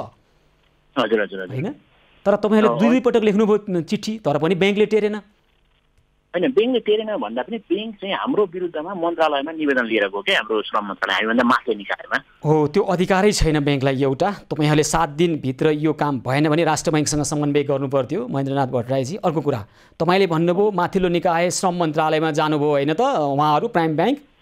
हो, यो हो। अनि त्यसपछि उहाँहरूले चाहिँ श्रम मन्त्रालयमा निवेदन दिएपछि श्रम मन्त्रालयले हामीलाई चाहिँ एउटा के भएको बुझेर पठाउनु भनेकाले हामीले चाहिँ अर्को एउटा प्रतिवेदन बनाएर यस्तो भएको भनेर हामीले त्यो प्रतिवेदन निर्माण गरेर श्रम मन्त्रालयमा पठाएका छौँ कि। हजुर, यो प्रतिवेदन निर्माण गरेर पठाएको कति भयो? 5-7 दिन कति भयो ठ्याक्कै। तर मैले यो कुरा श्रम मन्त्रालयका प्रवक्ता दीपक काफ्लेलाई सोधेँ आज, तर उहाँलाई यो बारेमा पटक्कै पनि थाहा रहेनछ। फेरि त्यो चाहिँ उहाँलाई के भयो थाहा भएन, त्यो मलाई त कसरी जवाफ दिन सक्छु र होइन। तर हामीले चाहिँ पठाएको छ, 4-5 दिन भयो। तपाईँले सचिवज्यूलाई बुझाउनु भयो? होइन, हामीले त मन्त्रालयलाई सम्बोधन गरेर पठाएको हो। अब सचिवले पाउनु भयो अथवा चाहिँ कसैले पायो त्यो त अब होइन, सचिवले नै पाउनु पर्ने हो। होइन, यो विषयमा स्पष्ट कुरा के हो भने नि महेन्द्रनाथ भट्टराईजी, यदि ती युवाहरूले यो रकम पाउनु पर्दैन भने पाउनु पर्दैन, ठिकै छ, नियम कानुनले त्यही भन्छ भने ठिकै छ। होइन भने देशको कानुन, देशको ऐन एउटा कुनै ब्याङ्कले नमान्ने शक्ति र पहुँचमा छ भनेर अब मैले सुनेअनुसार अब यो ब्याङ्क ग्यारेन्टी रकम 24 अगस्तसम्म दिनुपर्ने छ। 24 अगस्तभन्दा पछि दिनु नपर्ने अवस्था आउँछ। अहिले 5 अगस्त हो। यो मितिलाई घर्काउने सुरमा छ ब्याङ्क। हामी प्राइम ब्याङ्कको पनि उहाँको पनि भनाइराख्ने प्रयास गऱ्यौँ, किनभने एक पक्ष मात्रै कुरा सुन्दैनौँ, अर्को पक्षको पनि कुरा सुन्न खोजेको, उहाँहरू सम्पर्कमा आउन चाहनु भएन। र अब तपाईँलाई चाहिँ सोध्ने, तपाईँहरू त वैदेशिक रोजगार विभाग अहिले यी यस्ता युवाहरूलाई परेको पीडाका सम्बन्धीमा सुन्ने आधिकारिक निकाय होइन त? अनि यो विषय त तपाईँहरूले एकदम भित्रसम्म हेर्नुभयो होला। अनि प्रतिवेदनमा चाहिँ के लेखेर पठाउनु भयो त श्रम मन्त्रालयलाई यहाँहरूले? प्रतिवेदनमा के लेखेर पठायो भनेर हामीले माथिल्लो निकायमा पठाएकोले त्यो कुरा चाहिँ अब भन्न म अहिले सक्दिनँ होइन, अनि पनि मिल्दैन। तर हामीले चाहिँ नियम कानुन बमोजिम तिनीहरूले जो पीडितहरू छन् उनीहरूले चाहिँ क्षतिपूर्ति पाउनुपर्छ भनेरै निर्णय गरे हो हामीले। भनेपछि यहाँहरूले नियम कानुन सबै पल्टाएर हेर्दा चाहिँ क्षतिपूर्ति ब्याङ्कले दिनै पर्ने अवस्था छ। अहिलेको विद्यमान अवस्था चाहिँ त्यही हो होइन? अनि त्यसरी पनि नगर्छौँ हामीले चाहिँ कानुन तिनीहरूले जसले चाहिँ मेन पावरबाट पीडित मान्छेहरूले चाहिँ क्षतिपूर्ति पाउनुपर्छ भनेर निर्णय गऱ्यौँ। तर हाम्रो निर्णय उपर चित्त नबुझाएर ब्याङ्क चाहिँ हाम्रोभन्दा माथिल्लो निकायमा गयो कि माथिल्लो निकायले हामीलाई छानबिन गरिरहेको छ हामी उपर पनि। ल हुन्छ महेन्द्रनाथ भट्टराईजी, यो विषयमा हामी थप बुझ्नेछौँ र पछि पनि यहाँसँग जोडिएर कुराकानी गर्नेछौँ। अहिलेको लागि भने यहाँले जुन सूचना दिनुभयो, जुन जानकारी गराउनु भयो, यसका निमित्त यहाँलाई धेरै धेरै धन्यवाद। धन्यवाद। हस्, उहाँ हुनुहुन्थ्यो वैदेशिक रोजगार विभागका निर्देशक सूचना अधिकारी महेन्द्रनाथ भट्टराई। युवाहरू स्वदेशमा रोजगारी नपाएर विदेशमा हड्डी घोट्नको लागि गएका छन्, त्यहाँबाट पठाएको पैसाले, रेमिटेन्सले मुलुकको अर्थतन्त्र धानिएको छ र यी युवाहरू अहिले म्यान पावर व्यवसायको ठगीमा पर्छन् र आफूलाई न्याय दिन्छु भनेर बसेका संस्थाहरूको केही हदसम्म लापरवाहीका कारणले, अनभिज्ञताका कारणले गर्दा, चासो नदिएका कारणले गर्दा उनीहरू अहिलेको फुटबल मैदानको फुटबल जस्तो कहिले कता पुगेको छ, कहिले कता पुगेको छ। आफ्नो दुःख गरेर कमाएको पैसा म्यान पावर कम्पनीले ठगिदिएको छ, त्यसको ग्यारेन्टी गरेको छ ब्याङ्कले नियम ऐन कानुन अनुसार, त्यही रकम पनि पाइएको छैन भन्दै रुँदै मिडिया हाउस चार्न बाध्य यी युवाहरू। किन यो खालको अभिशप्त जीवन कसले बनायो हो? नेपालको अहिलेको राजनीतिक परिदृश्यले, परिस्थितिले र अहिलेको अवस्थाले। र दर्शक हामी यो विषयलाई यसै छाड्ने छैनौँ। हामीले यो विषयमा नेपाल राष्ट्र बैङ्कका प्रवक्ता देवकुमार ढकालसँग कुराकानी गर्दा यस विषयमा यदि ब्याङ्कले दिन्छु भनेको ब्याङ्क ग्यारेन्टीमा वैदेशिक रोजगार विभागले यदि दाबी गरेको हो भने 7 दिनभित्र दिनुपर्छ, किन नदिएको रहेछ हामी बुझेर यस सम्बन्धमा एउटा निर्कोल गर्छौँ भन्नुभएको छ। हामी उहाँसँग कुराकानी गर्छौँ केही समय पछाडि, केही दिन पछाडि उहाँहरूले बुझिसकेपछि। र हामीले यस बारेमा प्राइम ब्याङ्कसँग पनि हामीले कुराकानी गरेका छौँ, तर उहाँहरू हाम्रो सम्पर्कमा आउन चाहनुभएको छैन। हामी माथिल्लो निकाय गएका छौँ भन्नुभएको छ। हामी उहाँको पनि कुरा सुन्छौँ। हामी कुनै एकपक्षीय कुरा सुन्दैनौँ र कसैको पक्ष र विपक्षमा निरपेक्ष ढङ्गबाट लाग्दैनौँ र कसैले कसैमाथि अन्याय गर्न खोजेको रहेछ भने चाहिँ कुनै पनि हालतमा त्यसै छाड्दैनौँ। सम्बन्धित पीडकलाई कानुनी कठघरामा उभ्याउने र पीडितलाई न्याय दिने कर्ममा हामी निरन्तर लागिरहनेछौँ। र आदरणीय दर्शक, यी यस्तै खालका समस्या र समस्या समाधानको उपायसहित पुनः आउनेछौँ। एभिन्युज पहल निरन्तर जारी रहनेछ, हामीसँगै रहनुहोला।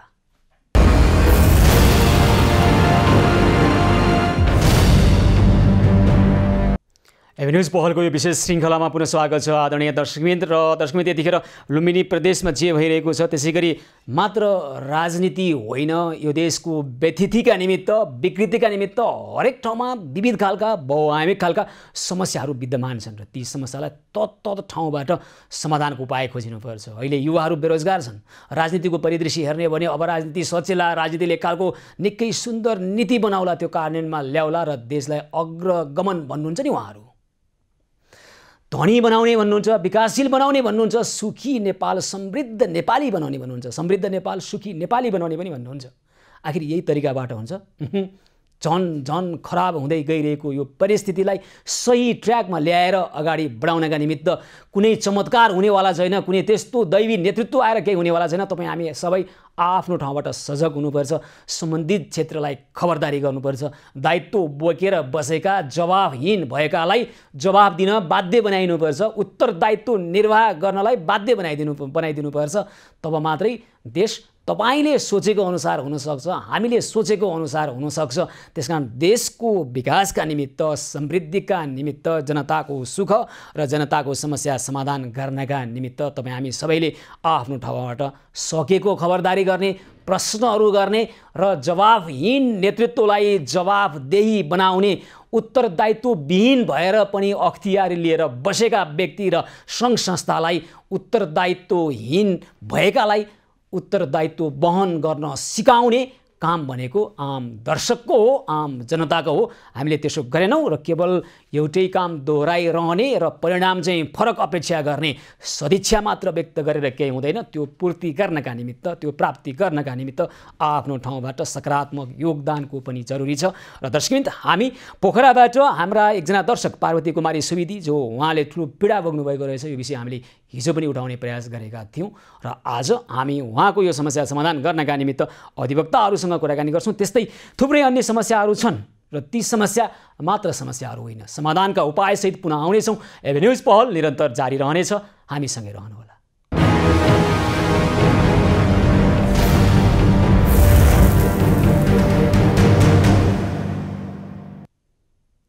एभेन्यूज पहलको यो विशेष श्रृङ्खलामा पुनः स्वागत छ आदरणीय दर्शकवृन्द। हामीलाई केही दिन अगाडि पोखराबाट एकजना दर्शक पार्वती कुमारी सुवेदीले आफूमाथि भएको अन्यायको कुरा र यो उहाँलाई न्याय दिलाउनका निमित्त हामीलाई जुन गुनासो गर्नुभएको थियो र यस सम्बन्धमा हामीले काठमाडौँमा रहनुभएका अधिवक्ता बद्री भुसाल र त्यसै गरी पोखरामा रहनुभएका अधिवक्ता कुञ्जनी परियारसँग र उहाँहरू मार्फत उहाँलाई पार्वती कुमारी सुवेदीलाई न्याय दिलाउनका निमित्त हामीले जुन प्रयास गरेका छौँ, यस विषयमा कुराकानी गर्नका निमित्त यतिखेर अधिवक्ता बद्री भुसाल प्रत्यक्ष सम्पर्कमा हुनुहुन्छ।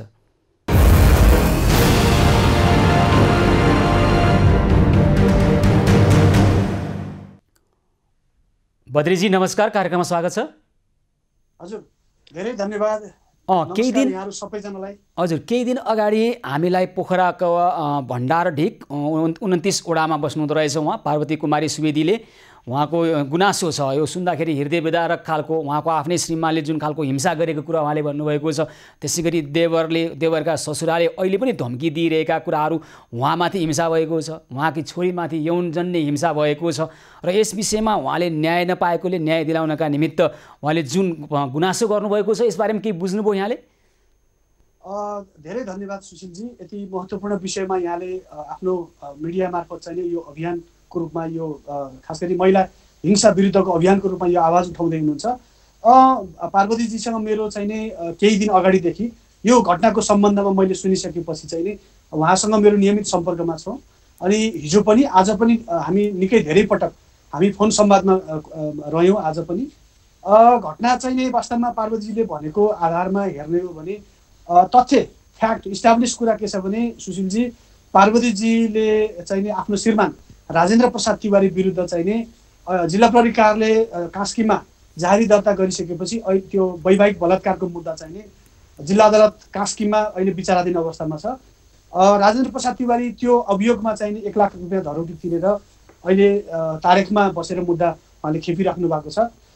पार्वतीजीले भनेअनुसार चाहिँ नि के छ भने अहिले पनि अभियुक्त भनिएका राजेन्द्र प्रसाद तिवारी पार्वतीजीको श्रीमान, उहाँहरू दुवैबाट जन्मेको छोरी 13-14 वर्ष उमेरको एउटा पूर्ण अपाङ्गता भएको, मानसिक रूपमा पनि शारीरिक रूपमा पनि असक्षमता भएको छोरीमाथि पछाडि यो चाहिँ के भने मुक्त भएर आइसकेपछि पनि छोरीमाथि विभिन्न खालका यौनजन्य हिंसाहरू गरेको कुरा, श्रीमानबाट छोरीमाथि त्यस्ता खालका क्रियाकलाप भएका कुरा, अनि ती क्रियाकलापहरूलाई चाहिँ पार्वतीजीले आफ्नो मोबाइलमा रेकर्ड गरेको, त्यो रेकर्डहरू गरेको थाहा पाइसकेपछि त्यो मोबाइलहरू फुटाएर त्यो रेकर्डहरू नष्ट गरेको, सँगसँगै चाहिँ यो मुद्दाको सम्बन्धमा चाहिँ पार्वती सुवेदी जो श्रीमानबाट पीडित हुनुहुन्छ उहाँको आफ्नो सुरक्षा नभएको कारणले पनि नेपालको संविधानको अन्तर्गत चाहिँ जुन पीडितको हक, अपराध पीडितको हक हुन्छ, त्यो हक अन्तर्गत चाहिँ जिल्ला अदालतमा पनि सुरक्षा पाऊँ भनेर चाहिँ उहाँले निवेदन दिनुभएको छ। सँगसँगै जिल्ला प्रशासन कार्यालय चाहिँ कास्कीमा पनि उहाँले आफ्नो जीव ज्यानको सुरक्षाको लागि चाहिँ निवेदन दिनुभएको छ। सँगसँगै यहाँले अघि भने जस्तै अहिले खास गरी जहाँ उहाँ बस्नुहुन्छ भण्डारढिक पोखरा महानगरपालिका 29मा, त्यो ठाउँमा पनि उहाँ घरभन्दा बाहिर निस्कँदा बित्तिकै त्यही अभियुक्तको परिवार, उहाँको खास गरी राजेन्द्र प्रसाद तिवारीको आफ्नो भाइ र त्यो भाइको ससुरा समथिङ आचार्य थरको हुनुहुन्छ ससुरा, उहाँहरू दुईजना र अन्य व्यक्तिहरू उहाँहरू मार्फत परिचालित अन्य थुप्रै व्यक्तिहरूले चाहिँ नि पार्वती सुवेदीको चाहिँ जीव ज्यानमा चाहिँ खतरा भएको, उहाँ बाहिर निस्कन नसकेको, असुरक्षित भएको, उहाँलाई कति पनि कुनै पनि बेला चाहिँ उहाँको शरीरमाथि चाहिँ यसबारेमा मैले कास्कीका प्रमुख जिल्ला अधिकारी थानेश्वर गौतमलाई पनि जानकारी गराएको थिएँ बद्री भुषालजी यसबारेमा, र उहाँले हामी अब यो विषयलाई गम्भीरतापूर्वक हेर्छौँ र पार्वती कुमारी सुवेदीको सुरक्षाको प्रबन्ध मिलाउँछौँ, यो खालको उहाँले धम्की बेहोरिरहनु पर्ने परिस्थिति रहने छैन भन्ने मलाई त्यहाँका कास्कीका प्रमुख जिल्ला अधिकारी थानेश्वर गौतमले जानकारी गराउनु भएको छ। यसबारेमा पछि केही बुझ्नुभयो यहाँले? मैले सिडिओ साहबलाई मैले सम्पर्क गर्न पाइनँ, तर पार्वतीजीको चाहिँ नि जे सूचना पार्वतीजीले भन्दै हुनुहुन्छ, यहाँ त अर्को पनि गम्भीरतापूर्वक हेर्नुपर्ने विषय के छ भने जिल्ला प्रहरी कार्यालय कास्कीमा चाहिँ नि उहाँले असुरक्षा भएको विषयमा टेलिफोन आफ्नो मोबाइलबाट जिल्ला प्रहरी कार्यालय कास्कीका डिएसपीलाई चाहिँ नि पटक पटक फोन गर्दा उहाँले चिन्नुहुन्छ, पार्वती सुवेदीजीलाई डिएसपी साहबले चिन्नुहुन्छ, तर उहाँले पार्वतीजीले फोन गरिसकेपछि फोन काट्ने गरेको, फोन नउठाउने गरेको, सँगसँगै फोन नगर्नुहोस् भन्ने खालको चाहिँ नि उहाँले व्यवहार गर्ने गरेको कारणले पनि उहाँ चाहिँ नि अझ थप म प्रताडित भएको छु, मलाई यो राज्यको मेकानिजमबाट सुरक्षा प्रत्याभूति नहुने हो, अहिले तपाईँहरूसँग भेटघाट भइसकेपछि मलाई अलिकति केही एउटा आशा पलाएको छ भन्ने सम्मको कुरा राख्नु भएको छ। अनि मैले हिजै मात्रै जिल्ला सरकारी वकिल कार्यालय कास्कीका त्यहाँको न्यायाधिवक्तासँग नि यो मुद्दाको सम्बन्धमा मेरो छलफल भएको थियो। उहाँले त्यो सुरक्षाको सम्बन्धमा जिल्ला अदालतमा निवेदन हालेको, त्यसलाई गम्भीरतापूर्वक चाहिँ लिइदिन पार्वतीजीको तर्फबाट जो वकालत गर्नुभएको रुद्र सर हुनुहुन्छ त्यहाँ, उहाँले पनि सम्मानित जिल्ला अदालत समक्ष गएर चाहिँ नि त्यो निवेदन पत्र दर्ता गरेको र माननीय न्यायाधीशसँग उहाँको सुरक्षाको लागि पनि उहाँले इजलासमा गएर अनुरोध गरेको कारणले सुरक्षाको प्रत्याभूत गर्ने आदेश भइसकेको भन्ने कुरा पनि रुद्र सर मात्र हामीलाई जानकारी हुन आएको छ। तर समग्रमा हेर्दाखेरि चाहिँ के देखिन्छ भने जुन घटना तथ्य फ्याक्टहरू छन् सुशीलजी, अहिले जो मुद्दा अदालतमा विचाराधीन छन् र उहाँले असुरक्षित भएको जुन निवेदनहरू ठाउँ ठाउँमा पेश गर्नुभएको छ, यी सारा कुराहरू हेर्दाखेरि चाहिँ पार्वती सुवेदीजी चाहिँ अझ त्यति मात्रै होइन, पार्वतीजीलाई त उहाँको 61 सालको असार 3 गते विवाह भयो राजेन्द्र प्रसाद तिवारीसँग। त्यो विवाह पछि नै पार्वती सुवेदीलाई जुन व्यवहार भयो त्यो घरबाट र श्रीमानको परिवारबाट, ती सारा कुरा सुन्दाखेरि चाहिँ के छ भने घटनालाई हेर्दाखेरि एउटा विश्वसनीय आधारहरू चाहिँ उहाँले प्रस्तुत गर्नु भएको छ। तर मैले के चाहिँ गर्न सम्भव भएको छैन भने सुशीलजी, जो अर्को पक्ष हुनुहुन्छ, वास्तवमा मुद्दा पनि चलेको कारणले पनि मैले अर्को पक्षसँग सम्पर्क गर्न म त्यति समर्थ भइन, तर उहाँहरूको पनि रियालिटी यो घटनाको सम्बन्धमा राजेन्द्र प्रसाद तिवारी उहाँको भाइ हुनुहुन्छ, देवर, उहाँहरूको भनाइ के हो, वास्तवमा घटना के हो भन्ने कुरा चाहिँ नि उहाँको भर्जन मैले सुन्न पाएको छैन। ल अब बद्रीजी, यहाँहरू महिला हिंसा विरुद्धको यो अभियानमा हुनुहुन्छ र यसरी हामीलाई प्रत्यक्ष टेलिफोन गरेर पार्वती कुमारी सुवेदीले आफूमाथि भएको भनिएको जुन हृदय विदारक महिला हिंसाका कुरा छन्, यसलाई अब कानुनी एउटा प्रक्रिया मार्फत, न्याय सम्पादनको प्रक्रिया मार्फत, न्यायिक प्रक्रिया मार्फत उहाँलाई न्याय दिलाउनका निमित्त अब तपाईँहरू एउटा अभियानमा पनि हुनुहुन्छ, महिला हिंसा विरुद्धका यस्ता थुप्रै घटनाहरूलाई हेरिरहनु भएको छ, न्याय दिलाउने प्रक्रियामा हुनुहुन्छ, के गर्न सकिन्छ बद्रीजी भन्नुहोस् न अन्तिमतिर? निश्चय नै सुशीलजी, जब हामीले यो सूचना पायौँ पार्वती सुवेदीजीलाई हामीले पोखरामै रहनु भएको केही अधिवक्ता अधिकारकर्मी साथीहरूको सम्पर्कमा हुनुहुन्छ अहिले पार्वतीजी। हामीले समग्र उहाँहरू अहिले अझ हामीले गम्भीरतापूर्वक लिएको विषय चाहिँ दुईटा छ सुशीलजी। एउटा कुरा के छ भने जो नाबालिका छोरीमाथि यदि उहाँले भनेको आरोप राजेन्द्र प्रसाद तिवारीले त्यो खालको व्यवहार गर्नुभएको हो भने राजेन्द्र प्रसाद तिवारी पनि अर्को नयाँ मुद्दामा पर्ने सम्भावना पनि छ। हामीले त्यो विषयको दस्तावेजीकरण गर्दैछौँ, त्यो तथ्यहरू सङ्कलन गर्ने काम गर्दैछौँ। पहिलो प्रश्न त यो भयो। दोस्रो प्रश्न चाहिँ त्यो बडा गम्भीर अपराध हो, यो कुनै क्षमायोग्य अपराध पनि होइन। राज्यको सूचनामा यो विषयवस्तु राज्यको सूचनामा एउटा नोटिसमा परिसकेपछि निश्चय नै राजेन्द्र प्रसाद तिवारीजी चाहिँ नयाँ मुद्दा उहाँले खेप्नुपर्ने हुन्छ। अब एउटा मुद्दामा छुटेर आइसकेको मान्छे फेरि घरमा आएर आफ्नै छोरीमाथि बलात्कार अथवा बलात्कार प्रयास अथवा यौनजन्य हिंसा आफ्नो छोरीमाथि गर्नुहुन्छ, यदि यो सूचना सत्य हो भने वास्तवमा यो देशमा एउटा महिलामाथिको हिंसाको स्थिति के छ भन्ने कुरा एउटा उदाहरणीय घटना बन्न सक्छ। सँगसँगै पार्वती सुवेदी पोखरा जस्तो एउटा महानगरपालिकाको एउटा वडामा बस्ने व्यक्तिलाई राज्य मेकानिजमले चाहिँ सुरक्षा प्रदान गर्न नसक्नु भनेको एउटा राज्य दण्डहीनताको एउटा उदाहरण पनि हो। यसो भएको कारणले पार्वतीजीको विषयमा हामी बडा गम्भीरतापूर्वक यी तथ्यहरू सङ्कलन गर्ने यथार्थ विवरणहरू हामी लिनेर तिनलाई दस्तावेजीकरण सँगसँगै न्यायिक प्रक्रियामा प्रहरी प्रशासनको साथ सहयोग लिएर न्यायिक प्रक्रियामा पुर्याउने काममा हामी अगाडि बढ्दैछौँ। र यस्तै महिला हिंसा बेहोरिरहेका अन्य व्यक्तिहरू पनि हुन सक्नुहुन्छ जसले आफ्नो गुनासो राख्न पाउनु भएको छैन। यस्तो अवस्थामा के गर्न सकिन्छ उहाँहरूको लागि चाहिँ? वास्तवमा अब यो हामीले यो जति पनि नेपाली नागरिकहरू त्यहाँमाथि चाहिँ नि यस्तो खालको विभेदमा पर्ने जो महिलाहरू हुनुहुन्छ अथवा असक्षम व्यक्तिहरू हुनुहुन्छ उहाँहरूको लागि संरक्षण गर्ने भनेको त राज्य मेकानिजमले नै हो सुनिलजी। हामी कहाँ दण्डहीनताको एउटा चाहिँ नि एकदमै चरम स्थिति भएको कारणले आम महिलाहरूले कुनै पनि न्यायको लागि चाहिँ ढोका ढकढकाउने ठाउँ पाउनु हुँदैन। जिल्ला प्रहरी कार्यालयमा गइहाल्नुभयो भने पनि, जिल्ला प्रशासन कार्यालयमा गइहाल्नुभयो भने पनि उहाँलाई विभिन्न कानुनी चाहिँ अडचनहरू देखाएर बाधा व्यवधानहरू देखाएर चाहिँ न्याय दिने कामबाट इन्कार गर्ने कामहरू राज्य मेकानिजमबाट हुने भएको कारणले हामी जस्तो अधिकार कर्मीहरू चाहिँ बोल्न परेको हो। जो मान्छेहरूसँग भोइस एउटा स्टेटसम्म राज्यसम्म पुग्न सक्दैन, जो मान्छेहरूको पहुँच हुँदैन, हामी कहाँ त के छ भन्नुहुन्छ भने कि त पैसावाला मान्छेहरूले न्याय प्राप्त गरेको छ कि पहुँचवाला राजनीतिक दलका सदस्यहरूले मात्रै न्याय प्राप्त गर्ने स्थिति छ। आज पार्वतीजी पोखरा जस्तो ठाउँमा बसेर चाहिने निश्चय नै राजेन्द्र प्रसाद तिवारी एउटा पुरुष मान्छे, एउटा राजनीतिक दलसँग आबद्ध मान्छे हुनु सक्नुहुन्छ। कमसेकम एउटा चाहिँ सक्षम मान्छेले चाहिँ नि पार्वतीजीमाथि जुन व्यवहार देखाइरहनु भएको छ, यस्ता खालका सयौँ नारीहरू चाहिँ नि यस्तो खालको घटनाहरूबाट प्रताडित हुनुहुन्छ। त्यो राज्य विहीनताको स्थिति भएको कारणले त्यस्ता खालका महिलाहरूमाथिको चाहिँ नि के छ भने न्यायिक प्रक्रिया कानुनी प्रक्रियामा चाहिँ हामीले यथासम्भव सहजीकरण गरिदिने, मुद्दाको प्रक्रियामा चाहिँ असक्षम पक्षको तर्फबाट दस्तावेज गर्नु सँगसँगै मुद्दाको प्रक्रिया हामी लगिदिन सक्छौँ। हुन्छ बद्रीजी, यो विषयलाई पनि र अन्य आउने यस्तै विषयहरूमा पनि हामी तपाईँसँग पुनः जोडेर कुराकानी गर्छौँ। अहिलेलाई भने यहाँलाई धेरै धेरै धन्यवाद। धेरै धन्यवाद सुशीलजी। यो केसलाई गम्भीरतापूर्वक हाम्रो टिमले लिएको छ र यो केसलाई हामीले चाहिँ नि एउटा सहज तरिकाले न्यायिक प्रक्रियामा पुर्याउने छौँ भन्ने कुरा म यहाँलाई पनि विश्वास दिलाउन चाहन्छु। धेरै धन्यवाद। हस्, धेरै धेरै धन्यवाद छ। उहाँ हुनुहुन्थ्यो अधिवक्ता बद्री भुसाल। यतिखेर हामीलाई केही दिन अगाडि पोखराबाट आएको एउटा गुनासो पार्वती कुमारी सुवेदीले आफूमाथि भएको हिंसा र अहिले पनि हिंसा गर्ने पक्षबाट पीडक पक्षबाट बेहोर्नु परेको धम्कीका सम्बन्धमा गुनासो राखिसकेपछि उहाँलाई न्याय दिलाउनका निमित्त हामीले के गर्न सक्छौँ र यस विषयमा अधिवक्ता बद्री भुसाल जो उहाँहरू अहिले महिला हिंसा विरुद्धको यस्ता विषयहरूलाई, यस्ता मुद्दाहरूलाई र न्याय सम्पादनको प्रक्रियामा सहयोग गर्नका निमित्त अभियानमा हुनुहुन्छ र उहाँसँग कुराकानी गर्ने हामीले गऱ्यौँ। र यसै गरी अब पोखरामा रहनुभएका अधिवक्ता कुञ्जनी परियारसँग हामी केही समय पछाडि कुराकानी गर्छौँ र पार्वती कुमारी सुवेदीको अहिलेको अवस्था, पोखरामै हुनुहुन्छ कुञ्जनी परियार, अधिवक्ता कुञ्जनी परियार, उहाँसँग कुराकानी गर्छौँ र उहाँ न्याय दिलाउनका निमित्त हामी पहल गर्नेछौँ। यी र यस्तै खालका अन्य समस्या र समाधानका उपायसहित पुनः आउनेछौँ। एभ न्युज पहल निरन्तर जारी रहनेछ, हामीसँगै रहनुहोला।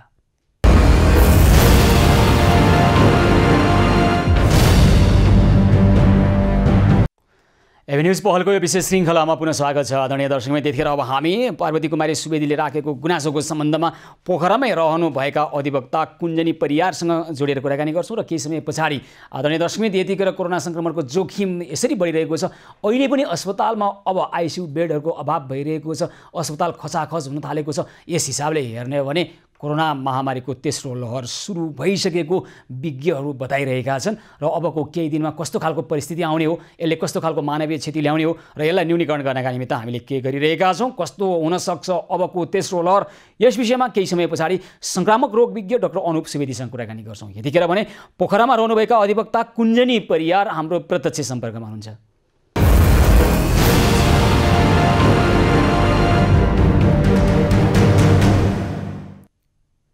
हजुर कुञ्जनीजी नमस्कार, कार्यक्रममा स्वागत छ यहाँलाई। हजुर धन्यवाद। अब पोखराबाट अस्ति हामीलाई त्यहाँका भण्डार ढिक 29 वडाबाट पार्वती कुमारी सुवेदीले आफ्नो गुनासो राख्नुभएको छ। उहाँमाथि भएको विभिन्न खालका हिंसा आफ्नै श्रीमानबाट र अहिले आफ्नो देवर र देवरको ससुराबाट भएको धम्केका कुराहरू आइरहेका छन्। उहाँलाई अहिलेको सुरक्षाको पनि अहिले निकै उहाँलाई धेरै चासो छ। आफू असुरक्षित महसुस गरेर उहाँले हामीलाई पटक पटक टेलिफोन गरिरहनु भएको छ। तपाईँले यसबारेमा केही बुझ्नुभयो कुञ्जनीजी? हजुर, यो मुद्दाको विषयमा चाहिँ आज मात्र बद्री भुषाल सर मार्फत मलाई जानकारी आएको थियो र यो मुद्दाको सन्दर्भमा मैले पार्वतीजीसँग पनि प्रत्यक्ष कुराकानी गरेँ र उहाँसँग कुराकानी गर्दाखेरि चाहिँ अहिले एउटा मुद्दा वैवाहिक बलात्कारको मुद्दा चाहिँ प्रत्यक्ष रूपमा चलिरहेको कुरा चाहिँ जानकारीमा आयो र त्यसपछि उहाँको अर्को कन्सर्नको विषय र हामी सबैको सरकारको विषय अर्को टक्कार विषय भनेको उहाँको छोरीमाथि पनि जुन नराम्रो व्यवहारहरू भइरहेको छ, यौन दुर्व्यवहारहरू भइरहेको छ भन्ने इन्फर्मेसन चाहिँ आएको छ र सुरक्षा थ्रेटको यो 3वटा विषयको बारेमा चाहिँ उहाँले जानकारी गराउनु भएको छ र उहाँसँग मेरो फोनमा सम्पर्क भएको छ र भोलि चाहिँ हामी प्रत्यक्ष रूपमा भेटेर नै त्यो उहाँको जति पनि फ्याक्ट उहाँले भन्नुभएको छ त्यसलाई डकुमेन्टेसन गर्दैछौँ। वैवाहिक बलात्कारको मुद्दा चाहिँ अहिले अदालतमा चाहिँ विचाराधीन रहेको अवस्था हो। त्यसकारणले गर्दाखेरि हजुर होइन, अदालतमा रहेका यो मुद्दा त अहिले अदालतको यो प्रक्रियामा होला। त्यसबाहेक उहाँले जुन कुरा हामीलाई जानकारी गराउनु भएको छ त्यसपछि श्रृङ्खलाबद्ध रूपमा उहाँमाथि हिंसाहरू थपिएका छन्। मात्र उहाँमाथि होइन, आफ्नै बाबुले छोरीमाथि गरेका यौनजन्य हिंसाका कुराहरू पनि छन् र त्यसलाई त्यो प्रमाण नष्ट गर्नको निमित्त अथवा उनलाई धम्की दिने, ज्यानकै धम्की दिने काम भइरहेको भन्ने खबर हामीलाई आइसकेपछि मैले नै त्यहाँ कास्कीका प्रमुख जिल्ला अधिकारी थानेश्वर गौतमलाई पनि टेलिफोन गरेर यो जानकारी गराएको छु र जानकारीको उहाँले अब सुरक्षाको प्रबन्ध हामी मिलाउँछौँ भन्नुभएको छ। यसबारेमा के रहेछ, उहाँले पोखरा महानगरपालिका जस्तो ठाउँमा बसेर पनि आफूलाई जुन खालको असुरक्षित महसुस गरिरहनु भएको छ भने देशको दूरदराजमा महिला हिंसाको अवस्था के होला? महिला हिंसा भइसकेपछि अदालतमा विचाराधीन मुद्दामा हुँदाहुँदै पीडक पक्षबाट कस्तो व्यवहार खेप्नु पर्ने रहेछ होइन? यो खालको यो परिस्थिति पोखरा महानगरपालिकाभित्र हुनु एकदम दुःखद कुरा हो कुञ्जनीजी होइन?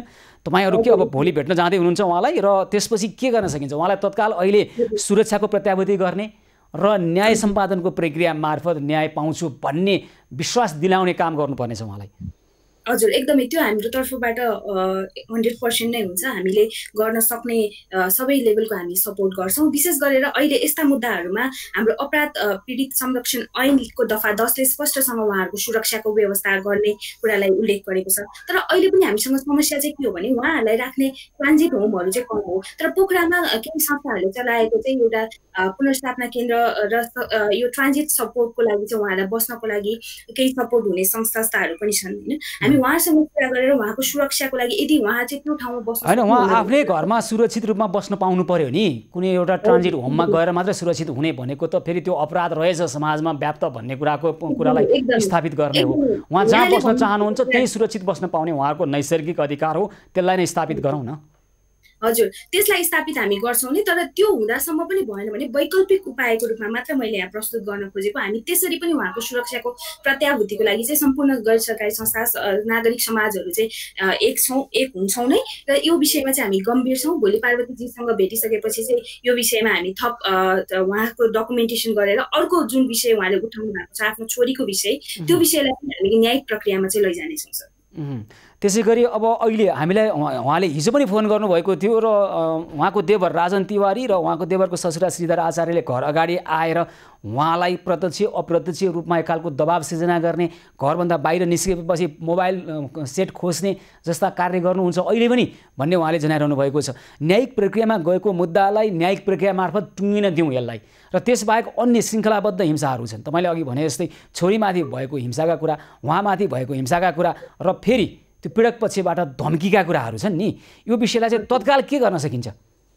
हजुर, तत्कालै त्यसको लागि चाहिँ अघि पनि बद्री सरले पनि भन्नुभएको छ, त्यसको लागि अन्तरिम संरक्षणको कुरा विषयमा अदालतले बोलिसकेको विषय छ। त्यसको कार्यान्वयनको लागि सम्बन्धित निकायको ध्यान आकर्षण गराउन र सँगसँगै अन्य मैले अघि पनि भने हामी केस चाहिँ डकुमेन्टेसन गर्दैछौँ र भोलि चाहिँ पार्वतीजीसँग मेरो भेट हुँदैछ र उहाँसँग सबै डकुमेन्टेसन अघि लगिसकेपछि उहाँको छोरीको विषयमा पनि हामी चाहिँ अदालती प्रक्रिया र न्यायिक प्रक्रियामा चाहिँ हामी जानेछौँ। उहाँको सुरक्षा चाहिँ हामी सम्पूर्ण नागरिक समाजको दायित्व हुनेछ र त्यसमा हामी प्रतिबद्ध छौँ। हुन्छ कुञ्जनीजी, यहाँलाई धेरै धेरै धन्यवाद र पछि पनि यो विषयमा हामी जोडेर कुराकानी गर्छौँ। धन्यवाद। हस्, धेरै धन्यवाद छ। पोखरामा रहनुभएका अधिवक्ता कुञ्जनी परियारसँग यतिखेर पोखराबाटै आएको एउटा समस्या, पोखरा महानगरपालिका वडा नम्बर 29 भण्डारडिगमा बस्नुहुने पार्वती कुमारी सुवेदी मार्फत सुवेदीले आफ्नो गुनासो राख्नुभएको थियो। उहाँमाथि परेको अन्यायका बारेमा र त्यसलाई न्याय दिलाउनका निमित्त, आफूलाई न्याय पाउनका निमित्त अहिले पनि पीडक पक्षबाट भइरहेको धम्कीका कुराहरू लिएर आइसकेपछि हामीले काठमाडौँमा रहनुभएका अधिवक्ता उहाँहरू अहिले महिला हिंसा विरुद्धका यस्तै खालका मुद्दाहरूलाई हेरिरहनु भएको छ र महिला हिंसा विरुद्धको एउटा अभियानमा पनि हुनुहुन्छ। अधिवक्ता बद्री भुषालसँग कुराकानी गऱ्यौँ र पोखरामा रहनुभएका अधिवक्ता कुञ्जनी परियार र उहाँहरू भोलि पार्वती कुमारी सुवेदीलाई भेट्नुहुन्छ र उहाँलाई न्याय दिलाउनका निमित्त न्यायिक प्रक्रिया अथवा न्याय सम्पादनको प्रक्रियामा सहयोगी भूमिका खेल्नुहुन्छ र यस्तै खालका समस्या छन् भने ती समस्यालाई समाधान गर्नका निमित्त पनि एउटा साझा अभियान हो यो एबी न्युज पहलको यो अभियान। तपाईँ हामी सबै मिलेर समाजमा भएका यस्ता अपराध, समाजमा भएका विकृति, विसङ्गति र असङ्गत पक्षको अन्त्यका निमित्त, यस्ता अपराधको अन्त्यका निमित्त र सम्बन्धित पीडितहरूलाई न्याय दिलाउनका निमित्त हामीले आफ्नो ठाउँबाट गर्ने सहयोग गर्ने र आफ्नो ठाउँबाट कर्तव्य निर्वाह गर्ने, सामाजिक उत्तरदायित्व निर्वाह गर्ने पत्रकारिताको व्यावसायिक धर्ममा हामी छौँ र हामी यसमा लागिरहनेछौँ र पार्वती कुमारी सुवेदीको अझै कुराहरू बुझेर उहाँलाई न्याय दिनका निमित्त, न्यायिक प्रक्रियामा सहयोग गर्नको निमित्त हामी पहललाई निरन्तरता दिनेछौँ। र दर्शकवृन्द, यतिखेर काठमाडौँ उपत्यकाकै कुरा गर्ने हो भने अहिले बाहिर हेर्ने हो भने भिडभाड यति बढेको छ कि मानौ कोरोना आएकै थिएन र अब कोरोना कहिले पनि आउँदैन। तर तथ्यहरूले त्यसो भनिरहेको छैन। प्रत्येक दिन कोरोना सङ्क्रमितको सङ्ख्या बढिरहेको छ, मृत्युदर बढिरहेको छ र अस्पतालहरूमा भिडभाड हुन थालेको छ, बिरामीहरूको सङ्ख्या बढिरहेको छ, भेन्टिलेटर र अनि आइसियु बेडको अभाव हुन थालेका सङ्केतहरू आइरहेका छन्। कुन तहसम्म पुग्न सक्छ? के तेस्रो लहर सुरु भइसकेको हो कोरोना महामारीको र अब यो अवस्थाको कुन तहसम्म विकराल अवस्था आउन सक्छ? यस विषयमा कुराकानी गर्नका निमित्त सङ्क्रामक रोग विज्ञ डाक्टर अनुप सुवेदी हामीसँग प्रत्यक्ष सम्पर्कमा हुनुहुन्छ।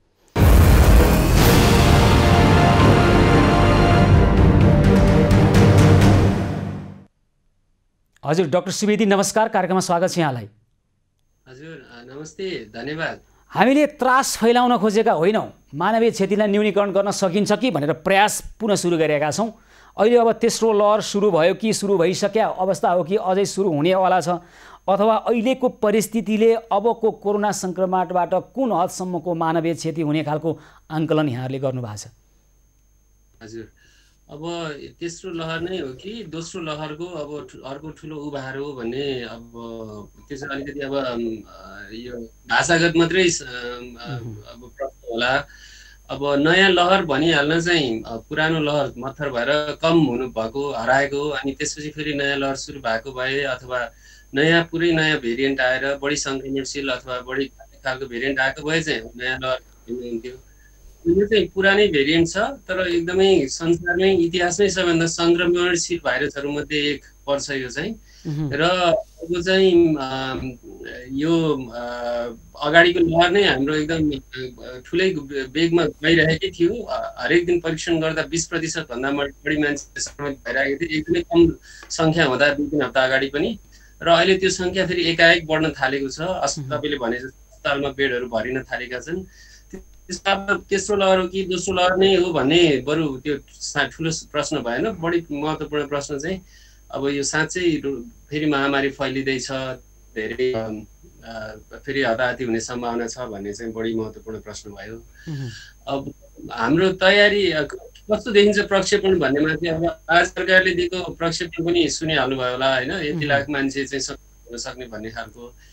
अब त्यो भन्दा पनि हामीलाई के चाहिँ थाहा छ भने अब यो हाम्रो जुन अस्पतालहरूको चाहिँ यो एकाएक त्यो नयाँ बिरामीहरू धेरैजना सङ्क्रमित हुँदा त्यसलाई धान्न सक्ने क्षमता चाहिँ अलिक कम छ।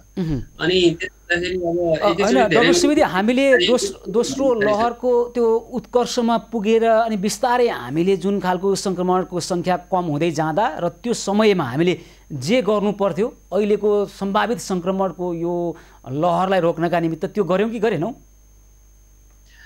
त्यो त गरेनौँ। अब महामारी रोक्ने भनेको चाहिँ अथवा महामारीलाई नियन्त्रणमा लिने भनेको दुईटा मात्रै तरिका छन्। एउटा चाहिँ हामीले एकदम व्यापक रूपमा खोप कार्यक्रम सञ्चालन गर्ने, एकदम प्रभावकारी रूपमा, त्यसको लागि एकदम प्रभावकारी किसिमका खोप होइन, अब सबैभन्दा उच्च जोखिमका समूहलाई दिँदै अब सकेसम्म सबै यो खोप पाउनु पर्ने मान्छे अब हाम्रो लागि चाहिँ अहिले वयस्क उमेर समूहका सबलाई दिनुपर्ने हो हैन कि एक नम्बरमा त्यो हो गर्न सक्ने। अर्को चाहिँ त्यसो गर्न नसक्दा चाहिँ जनस्वास्थ्यका कार्यक्रमहरू एकदम प्रभावकारी रूपले लागू गरेर जहाँ जहाँ चाहिँ सङ्क्रमितहरू छन् सङ्क्रमितहरूलाई चाहिँ अधिकतम सङ्ख्यामा पहिचान गर्ने अनि सङ्क्रमित र सङ्क्रमितको सम्पर्कमा आएका मान्छेहरू जसबाट फैलिन सक्छ त्यसलाई चाहिँ बाँकी समूहबाट छुट्याउने हो। त्यसको लागि चाहिँ टेस्ट फ्री गर्नु पर्यो अथवा कम्तीमा एकदम सुलभ दरमा सबैतिर पहुँचमा हैन देशभरि पुर्याउनु पर्यो। अनि त्यसपछि मान्छेहरूलाई चाहिँ यो कन्ट्याक्ट ट्रेसिङ क्वारेन्टाइन आइसोलेसनमा सहयोग गर्नु पर्यो र यो चिज राम्रोसँग गर्न सक्नु पर्यो। जसले खोप दिन सकेका छैनन् उनीहरूले चाहिँ आफ्नो जनतालाई त्यसरी जोगाएका छन्। यो जनस्वास्थ्यका पहल चाहिँ धेरै खर्चिला छैनन्, त्यो हामीले गर्न सक्ने कुरामा पर्छ।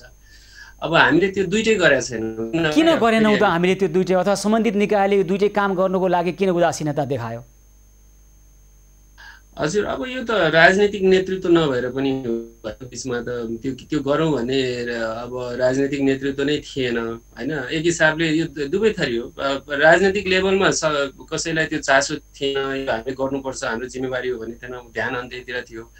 अनि जो अब स्वास्थ्य मन्त्रालयदेखि सबैतिर त्यो जुन प्रशासनिक नेतृत्व छ अब जसले चलाइरहनु भएको उहाँलाई चाहिँ अब यत्रो 1.5 वर्ष हामीले एकदमै हामीले गर्न सक्ने यति हो, हामीले योभन्दा गर्न सक्दैनौँ भन्ने एक हिसाबको लाचारीपनाले छोपेको थियो। छोपेकै होइन डाक्टर सुवेदी, राजनीतिक नेतृत्वले त महामारी अथवा राजनीतिक लेभलमा नीति निर्माणमा महामारी नियन्त्रण गरिनुपर्छ, महामारीबाट जनतालाई जोगाउनुपर्छ भन्ने त छँदै थियो होइन। त्यो नीति हुँदाखेरि त्यो नीति अनुसार काम गर्ने स्वास्थ्य मन्त्रालयभित्रका ठुला बहुत वरिष्ठ कर्मचारीहरू हुनुहुन्थ्यो नि त। नीतिको अभावमा महामारी नियन्त्रणको लागि गर्नुपर्ने काम नगरे त होइन होला, नीति हुँदाहुँदै नगरे हो नि त होइन र? अनि दोष चाहिँ राजनीतिक नेतृत्व दिएर मात्रै पन्छिने कि अहिलेको महामारी नियन्त्रणको लागि ठेक्का लिएर बसेका भनेको त्यहाँ जागिर खाएर बसेपछि त गर्नु पर्यो कि जागिर छोडेर हिँड्नु पर्यो कि? हामी त्यति दुईवटा कुरा जान्दछौँ। के दायित्व अनुसारको काम गर्नु पर्यो के छोड्नु पर्यो? मैले स्पष्ट तपाईँसँग एउटा सङ्क्रामक रोग विज्ञसँग सोध्न खोजेको कुरो चाहिँ यो त तपाईँले अहिले लाचारी देखाए भन्नु पनि यो त अपराध गरे हो भन्छौँ हामी त। लाचारी भनेर कसैले उन्मुक्ति पाउनेवाला छैन। यो अपराध गर्न छुट छ र भने यस्तो सङ्क्रामक रोगको यो महामारीमा? हजुर अब यस्तो छ, यसमा दुईटै कुरा छ। अब स्वास्थ्य मन्त्रालयको कर्मचारीले चाहिँ ल हामी यो स्कुलहरू बन्द गरौँ भन्दा शिक्षा मन्त्रीले चाहिँ हुँदैन भन्ने पनि त थियो नि होइन। अनि अब यसमा सबै पक्ष छन्। यहाँ चाहिँ अब स्वास्थ्य मन्त्रालयलाई कसलाई लगेर राख्ने, कस्ता मान्छेलाई पुरस्कृत गर्ने, कस्ता मान्छेलाई चाहिँ सरुवा गर्ने होइन, अरू मान्छे ल्याउने, त्यो त राजनीतिक अनि कसरी जमिन खोज्ने हैन, आफूले कसरी कार्य सम्पादन देखाउने माथिल्लो तहबाट यो लिड बाई एक्जाम्पल भनिन्छ नि। अनि र उनीहरूबाट कसरी काम लिने त त्यो राजनीतिक नेतृत्वको काम पनि हो। स्वास्थ्य मन्त्रालयका कर्मचारीलाई त राम्रो नेतृत्व आयो र उसले त्यसै गरी काम लिन्छु भन्यो, उसले त्यसै गरी चाहिँ भनौँ न त्यो डाक्टर सुवेदी अहिले स्वास्थ्य मन्त्रालयले पाएको अधिकार अनुसार उहाँहरूले लिनुभएको अख्तियारी अनुसार जुन उहाँसँग त्यो अहिले अधिकार छ त्यो अनुसार पनि काम भएको भए हामी यो गुनासो गर्नुपर्ने परिस्थितिमा र सम्भावित मानवीय क्षति कति हुन्छ भनेर डराएर बस्नुपर्ने परिस्थिति त हुन्न थियो नि त होइन? अब यस्तो छ, नगर्नेले संरक्षण पनि त पाछ नि, काम नगर्नेले पुरस्कार पाछ। अब यो कुरालाई कसरी चाहिँ हामीले यो कुरालाई हेर्नुहोस् त, अब यो त यसो गर्दै गर्दा होइन अब ठिकै छ यसको गलत परिणाम आउँदैन भने त ल भइहाल्यो भन्ने स्थिति हुन्थ्यो। यसको गलत परिणाम यो हदसम्म कि मान्छेको जीवन जानेवाला छ, बचाउन सक्ने जीवनहरू जसरी दोस्रो लहरमा हामीले बचाउन सकेनौँ तेस्रो लहरमा यो परिस्थिति आउन सक्छ होइन? अनि हजुर हजुर अब यो चाहिँ अब यो दोषको भागी को कति हुने भन्ने चाहिँ अब यो महत्त्वपूर्ण प्रश्न हो। तर यो चाहिँ अब केही समयपछि यसको अब बिस्तारै निधो हुँदै जान्छ अथवा इतिहासले निधो गर्ला। अब अहिले चाहिँ अब कस्तो छ भने नयाँ राजनीतिक नेतृत्व आएको छ होइन। अहिलेसम्म चाहिँ हामीले के व्यवहारमा के भनेका छौँ भने मुखले नभने पनि बाहिर पब्लिकले नभने पनि यो देशमा दिनदिनै 20% मान्छे पोजिटिभ भइरहँदा, हामीले टेस्ट एकदम कम गरेको देखिरहँदा, दिनमा 30-40 जना मान्छे चाहिँ मरिरहँदा होइन हामीले चाहिँ त्यसलाई स्वीकार्य रूपमा लिएका थियौँ गएको 1.5-2 महिना। हाम्रो गाउँघरमा भित्रभित्र मान्छेहरू थुप्रो बिरामी हुँदाखेरि यो पहाडतिर भित्र तराईमा जसरी मान्छेहरू धेरै सङ्क्रमित भए टेस्ट पनि गर्न पाएन, माथि हिमाली जिल्लाहरूमा यो फैलियो र त्यसको आँकडा तपाईँहरूसम्म पनि आइपुगेन। अब आम जनतामा त कसरी आइपुग्छ होइन? यो टिभी पत्रिका केहीले पनि दिएनन्। यो हामी खालि यो अहिले किन चर्चा गरिरहनु भएको छ। काठमाडौँमा, बुटवलमा, यो झापातिर अलि यो तर ठुला सहर नजिक, ठुला यो अलि पहुँचवालाहरूको बस्ती नजिक चाहिँ अहिले जहाँ टेस्ट बढी हुन्छ त्यहाँबाट चाहिँ अब बढी सङ्ख्या बढेको सूचना आएपछि बल्ल अब हामी सचेत भएको छौँ नि, होइन? अनि यो बिचमा यो सबै यो राज्य, यो समूह, हाम्रो यो सबै समाज, यो सबैले त्यसलाई स्वीकार्य ठाने। त्यसलाई चाहिँ अब नयाँ राजनीतिक नेतृत्वले चाहिँ यो मलाई स्वीकार्य छैन, हामीले चाहिँ योभन्दा राम्रो गर्नुपर्छ भनेर आफूले र अनि आफू मातहतका निकायहरूबाट त्यो कामले गर्नु पर्यो।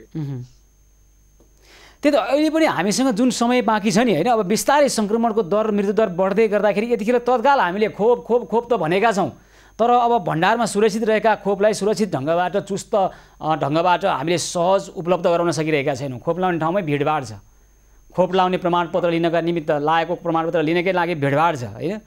यसलाई त रोक्न सक्थ्यौँ नि। भएका खोप लगाउने, तपाईँले अघि भन्नुभयो नि दुईवटा तरिका, खोप लगाउने, अर्को चाहिँ जनस्वास्थ्यको मापदण्डलाई कडाइपूर्वक लागू गर्ने। यति त गर्न सक्थ्यौँ। भएका खोप नभएका ल्याऊ लगाऊ भनेका छैनौँ हामीले, भएका लगाइदेऊ अनि जनस्वास्थ्यको मापदण्डलाई कडाइपूर्वक लागू गर। यति पनि गर्न नसक्ने र अपराध गर्ने सुहाउँछ। हजुर, अब त्यो चाहिँ अब सबैले अब जवाफ खोज्ने समय हो, होइन? र त्योभन्दा पनि अहिले चाहिँ यो हामीले अब आफ्ना जनप्रतिनिधि, आफ्ना स्थानीय निकायका प्रतिनिधिहरूलाई पनि एक हिसाबले त्यो किसिमको उनीहरूबाट काम गर्नु पर्यो, होइन? र अर्को चाहिँ आफूले पनि एकदम यो महामारी सम्मत व्यवहार गर्नु पर्यो। हजुर, व्यवहार गर्नु पर्यो। हजुर, ल हुन्छ डाक्टर सुवेदी, अन्त्यमा के भन्न चाहनुहुन्छ अहिलेको यो परिस्थितिलाई? हजुर, अन्त्यमा के भन्न चाहनुहुन्छ? अहिलेको परिस्थिति हेर्दा एउटा संक्रामक रोग विज्ञले देखेको परिदृश्य के हो? हजुर, अब अहिले यो त सङ्ख्या केही समय बढ्दै जाने निश्चित छ।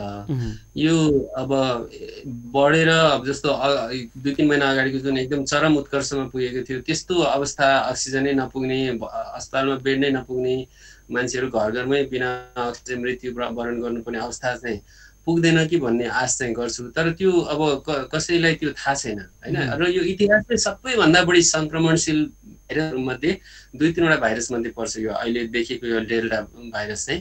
यस कारणले चाहिँ हामी असाध्यै अहिले जति हामीले मेहनत गर्नुपर्ने यो महामारी आफ्नो समुदायका सम्पूर्ण साधन स्रोत चाहिँ यसमा लगाएर यसलाई चाहिँ नियन्त्रण गर्नुपर्ने हाम्रो ऐतिहासिक चुनौती छ।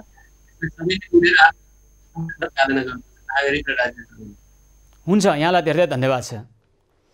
उहाँ हुनुहुन्थ्यो संक्रामक रोग विज्ञ डाक्टर अनुप सुवेदी। हामीले जुन अहिले समय पाएका थियौँ, दोस्रो लहरको चरम उत्कर्ष पुग्दै गर्दा र त्यसपछि सङ्क्रमण दर केही न्यूनीकरण हुँदै गर्दा हामीले लकडाउनलाई जसरी खुला गऱ्यौँ, निषेधाज्ञालाई जसरी खुला गरेका छौँ, र हुन त अहिले पनि केही क्षेत्रमा निषेधाज्ञा जारी नै छ, तर जसरी अब बिस्तारै फेरि सङ्क्रमण दर बढिरहेको छ त्यस बिचमा हामीले गर्नुपर्ने काम गरिरहेका छैनौँ र सम्भावित मानवीय क्षतिको लागि हामी तयारी गरिरहेका छौँ। न्यूनीकरणको लागि पूर्व तयारी गर्नुपर्ने र अब मानवीय क्षतिको तयारीका निमित्त हामी बसिरहेका छौँ र यो हदमा दुईवटा काम गर्न सकिन्थ्यो। एउटा खोप दिने, भएका खोप सबै नागरिकलाई दिने, सकेको जति दिने, भएका उपलब्ध खोपलाई सहज ढङ्गबाट उपलब्ध गराउने र त्यस पछाडि जनस्वास्थ्यको मापदण्ड लागू गर्ने। दुवै काम प्रभावकारी ढङ्गबाट हुन सकिरहेको छैन। दर्शक त्यतिखेर अब हामी दार्चुला जिल्लातर्फ जान चाहन्छौँ। दार्चुला जिल्लाको दुहु गाउँपालिकामा धुवामुक्त क्षेत्र घोषणा गर्नका निमित्त गाउँपालिकाले ग्यास चुलो र सिलिन्डर दिने कार्यक्रम ल्यायो र त्यसअनुसार दियो पनि, तर अनियमितता भएको र ग्यास चुलो निकै कमसल खालको दिएको र यसले आर्थिक अनियमितता र हिनामिना भएको गुनासो लिएर हामीलाई त्यहाँबाट दार्चुलाका दुहु गाउँपालिकाबाट एकजना दर्शक आनन्द जोशी हाम्रो सम्पर्कमा हुनुहुन्छ। हजुर जोशीजी नमस्कार, कार्यक्रममा स्वागत छ यहाँलाई। धन्यवाद सर, नमस्कार। के भयो भनेको त्यहाँ दुहु गाउँपालिकाले धुवामुक्त क्षेत्र घोषणा गर्दै गर्दा सिलिन्डर र ग्यास चुलो दिँदा अनियमितता भएको, कमसल खालको दिएको भन्ने कुरो आएको छ, के हो वास्तविकता? सर त्यस्तै लाग्यो सर। अब सिलिन्डरमा त खै अब त्यही कम्पनीबाट नै भरिएर आउँछ, अब के कसो हो त्यो अब त्यसमा चाहिँ भन्न मिलेन। अब चुलोको बारेमा चाहिँ नि हामीले चाहिँ अब टेन्डर हुँदाखेरि सुनेको एनएसआइएसको गुणस्तर प्राप्त चिन्ह भएको अनि त्यसको चाहिँ नेट वेट 6 किलो भन्ने उसमा चाहिँ नि ठेकेदारहरूको चाहिँ टेन्डर पर्यो भनेर सुनेको हामीले है। अब त्यो चुलो आएर चाहिँ वितरण हुँदाखेरि चाहिँ एनएसआइएसको त्यो गुणस्तर नभएको पनि पाइएन, भेटाइएन। अनि भनेको गुणस्तर नभएको भेटाइयो भने कि गुणस्तर रहेछ भन्नुभएको? बुझिएन कुरा अलि। गुणस्तर छैन रहेछ भनेको ग्यास चुलो तपाईँले भने जस्तो जो 6 किलोको हुनुपर्ने अथवा एनएसआइएस गुणस्तर चिन्ह सहितको हुनुपर्ने त्यो दुवै रहेनछ? रहेनछ सर, रहेनछ। अब हामीले चाहिँ बुझ्दाखेरि त्यो रहेनछ। अब त्यो टेन्डर हुने बेला चाहिँ त्यस्तो हुन्छ भनेर चाहिँ हामीले सुन्नमा आएको। अब हामी चाहिँ गाउँपालिका गएको, त्यसको चाहिँ के रहेछ, टेन्डर कस्तो रहेछ, कसरी चाहिँ गाउँपालिकाले आह्वान गरेर रहेछ त्यो बुझौँ हेरौँ भनेर गएको। हिजो त्यहाँ त्यो माग्दाखेरि त्यहाँ चाहिँ अब कर्मचारी पनि भेट्टाएन। हामीले चाहिँ निवेदन चाहिँ त्यहाँ गरेर आएको। अब 4-5 दिनपछि त्यो पाइन्छ त्यसको भनेको छ। अब भनेपछि सूचना प्राप्त पाऊँ भनेर तपाईँहरूले निवेदन दिएर आउनुभयो नि। त्यो निवेदन मसँग मेरो हातमा छ। ल पक्नुहोस् है एकैछिन आनन्दजी। हामी दार्चुलाको दुहु गाउँपालिकाका अध्यक्ष पुलेन्द्र बहादुर कार्की होइन त उहाँ? हजुर हजुर। हामी उहाँसँग कुराकानी गर्छौँ आखिर के भएको हो त। अब त्यहाँ धुवामुक्त क्षेत्र घोषणा गर्दै धुवामुक्त गर्नको लागि ग्यास चुलो र सिलिन्डर दिएको, तर ग्यास चुलो चाहिँ निकै कमसल खालको दिएर आर्थिक अनियमितता गरेको भन्ने तपाईँले आरोप लगाउनु भएको छ। के हो वास्तविकता? अहिले नै सूचना हामी तपाईँलाई दिनेका लागि अहिले दार्चुला दुहु गाउँपालिकाका अध्यक्ष पुलेन्द्र बहादुर कार्कीसँग हामी कुराकानी गर्ने प्रयास गरिरहेका छौँ। अनि त्यहाँ कति जति ग्यास चुलो वितरण गरिएको पाउनुभयो? कति रकम बराबरको हो यो? त्यो त त्यति त मलाई ठ्याक्कै थाहा छैन सर। अब हाम्रो चाहिँ 3 वडामा यो कार्यक्रम चालु भएको 3 नम्बर, 4 नम्बर र 1 नम्बरमा हाराहारी त्यस्तै होला। कति 54-16 जति आयो होला। ल हुन्छ, तपाईँको यो विषय हामी दार्चुलाका दुहु गाउँपालिकाका अध्यक्ष पुलेन्द्र बहादुर कार्कीलाई राख्छौँ। हाम्रो टेलिफोन सम्पर्कमा हुनुहुन्छ। हजुर कार्कीजी नमस्कार, कार्यक्रममा स्वागत छ यहाँलाई। धन्यवाद। तपाईँको गाउँपालिकाबाट एकजना गाउँपालिकावासी हामीलाई एउटा गुनासो गरिरहनु भएको छ। तपाईँले त्यहाँ धुवामुक्त क्षेत्र घोषणा गर्नुभयो अनि ग्यास चुलो र सिलिन्डर वितरण गर्ने कार्यक्रम ल्याउनु भएको थियो, तर ग्यास चुलो चाहिँ तपाईँहरूको यो एउटा हुन्छ नि यो हुने अथवा जुन गुणस्तरको दिनु पर्थ्यो त्यो अनुसारको दिनु भएन। त्यहाँ आर्थिक अनियमितताका कुरा छ। अनि त्यसै गरी उहाँले सूचना माग्न जानुभएको कर्मचारी नै भेट भएन भन्नु भएको छ। के हो यथार्थ, के हो वास्तविकता? त्यो तपाईँले भनेको कार्यक्रम सत्य हो। र अब साथीहरूले गुनासो गर्नुभएको छ। गुनासोलाई उहाँहरूले दुहु गाउँपालिकामा निवेदन पनि दिनुभएको रहेछ। निवेदन दर्ता पनि भएको छ र त्यसको छानबिनको लागि आज मात्रै मैले त्यो अहिले अब चुलोहरू वितरण नगर्नु र त्यसको क्वालिटी के हो, हाम्रो स्पेसिफिकेसन के हो र हाम्रो टेन्डरमा खोलेको के हो त्यो अनुसार नभएको भएपछि हामी त्यसलाई अब रोक्छौँ र फाइनल भुक्तानी भएको छैन। त्यो कुरा मैले स्पष्ट गरिसकेको छु। कति घर परिवारलाई यहाँहरूले यो योजना ल्याउनु भयो हो? अहिलेको लागि चुलोको हकमा वार्ड नम्बर 3, वार्ड नम्बर 4 र वार्ड नम्बर 1 का लागि हो। ठ्याक्कै अब कति घरधुरी मलाई याद भएन। सरदर कति घरधुरी हुन सक्छ अनुमानित? अनुमानित 1200 घरधुरी हुन सक्छ। 1200 घरलाई सिलिन्डर र ग्यास चुलो दिनुहुन्छ होइन तपाईँहरू? सिलिन्डर हामीले अलरेडी दिइसक्या हो। अहिले अब वार्ड नम्बर 4 लाई चुलो दिने हो। हजुर। र वार्ड नम्बर 3 र वार्ड नम्बर 1 लाई चुलो र सिलिन्डर दिने हो अहिलेको कार्यक्रममा। अनि कति रकम बराबरको कार्यक्रम हो यो? रकमको कार्यक्रम ठ्याक्कै अहिले म काठमाडौँ छु, मलाई एमाउन्ट थाहा भएन। तर मैले अहिले अब मेरो प्राविधिक शाखालाई र सम्बन्धित शाखालाई सोद्धाखेरि चुलोको हकमा 1500, 1 चुलो बराबर 1500 को एग्रिमेन्ट भएको छ। हजुर। र त्यो चुलोको स्पेसिफिकेसनमा 2 वटा ब्रास बर्नर भएको र नेपाल वा भारतको एनएसटी वा आइएसटी नभएको हुनुपर्छ भन्ने छ। र मैले अहिले निमित्त प्रशासकीय अधिकृतलाई निर्देशन गरेर त्यो चुलो वितरण बन्द गर्नुहोस् र अब हामीले तोकेको मापदण्ड पुरा गरेको होइन भनेपछि हामीले फाइनल बिल दिन पनि बाँकी छ। त्यो बिल पनि रोक्छौँ र अहिले अब मैले त्यो रोकिसकेको स्थिति छ। भनेपछि यहाँ हुन लागेको सम्भावित आर्थिक अनियमितता हुन पाउँदैन, तपाईँले यसलाई हस्तक्षेप गरेर रोक्नुहुन्छ होइन त?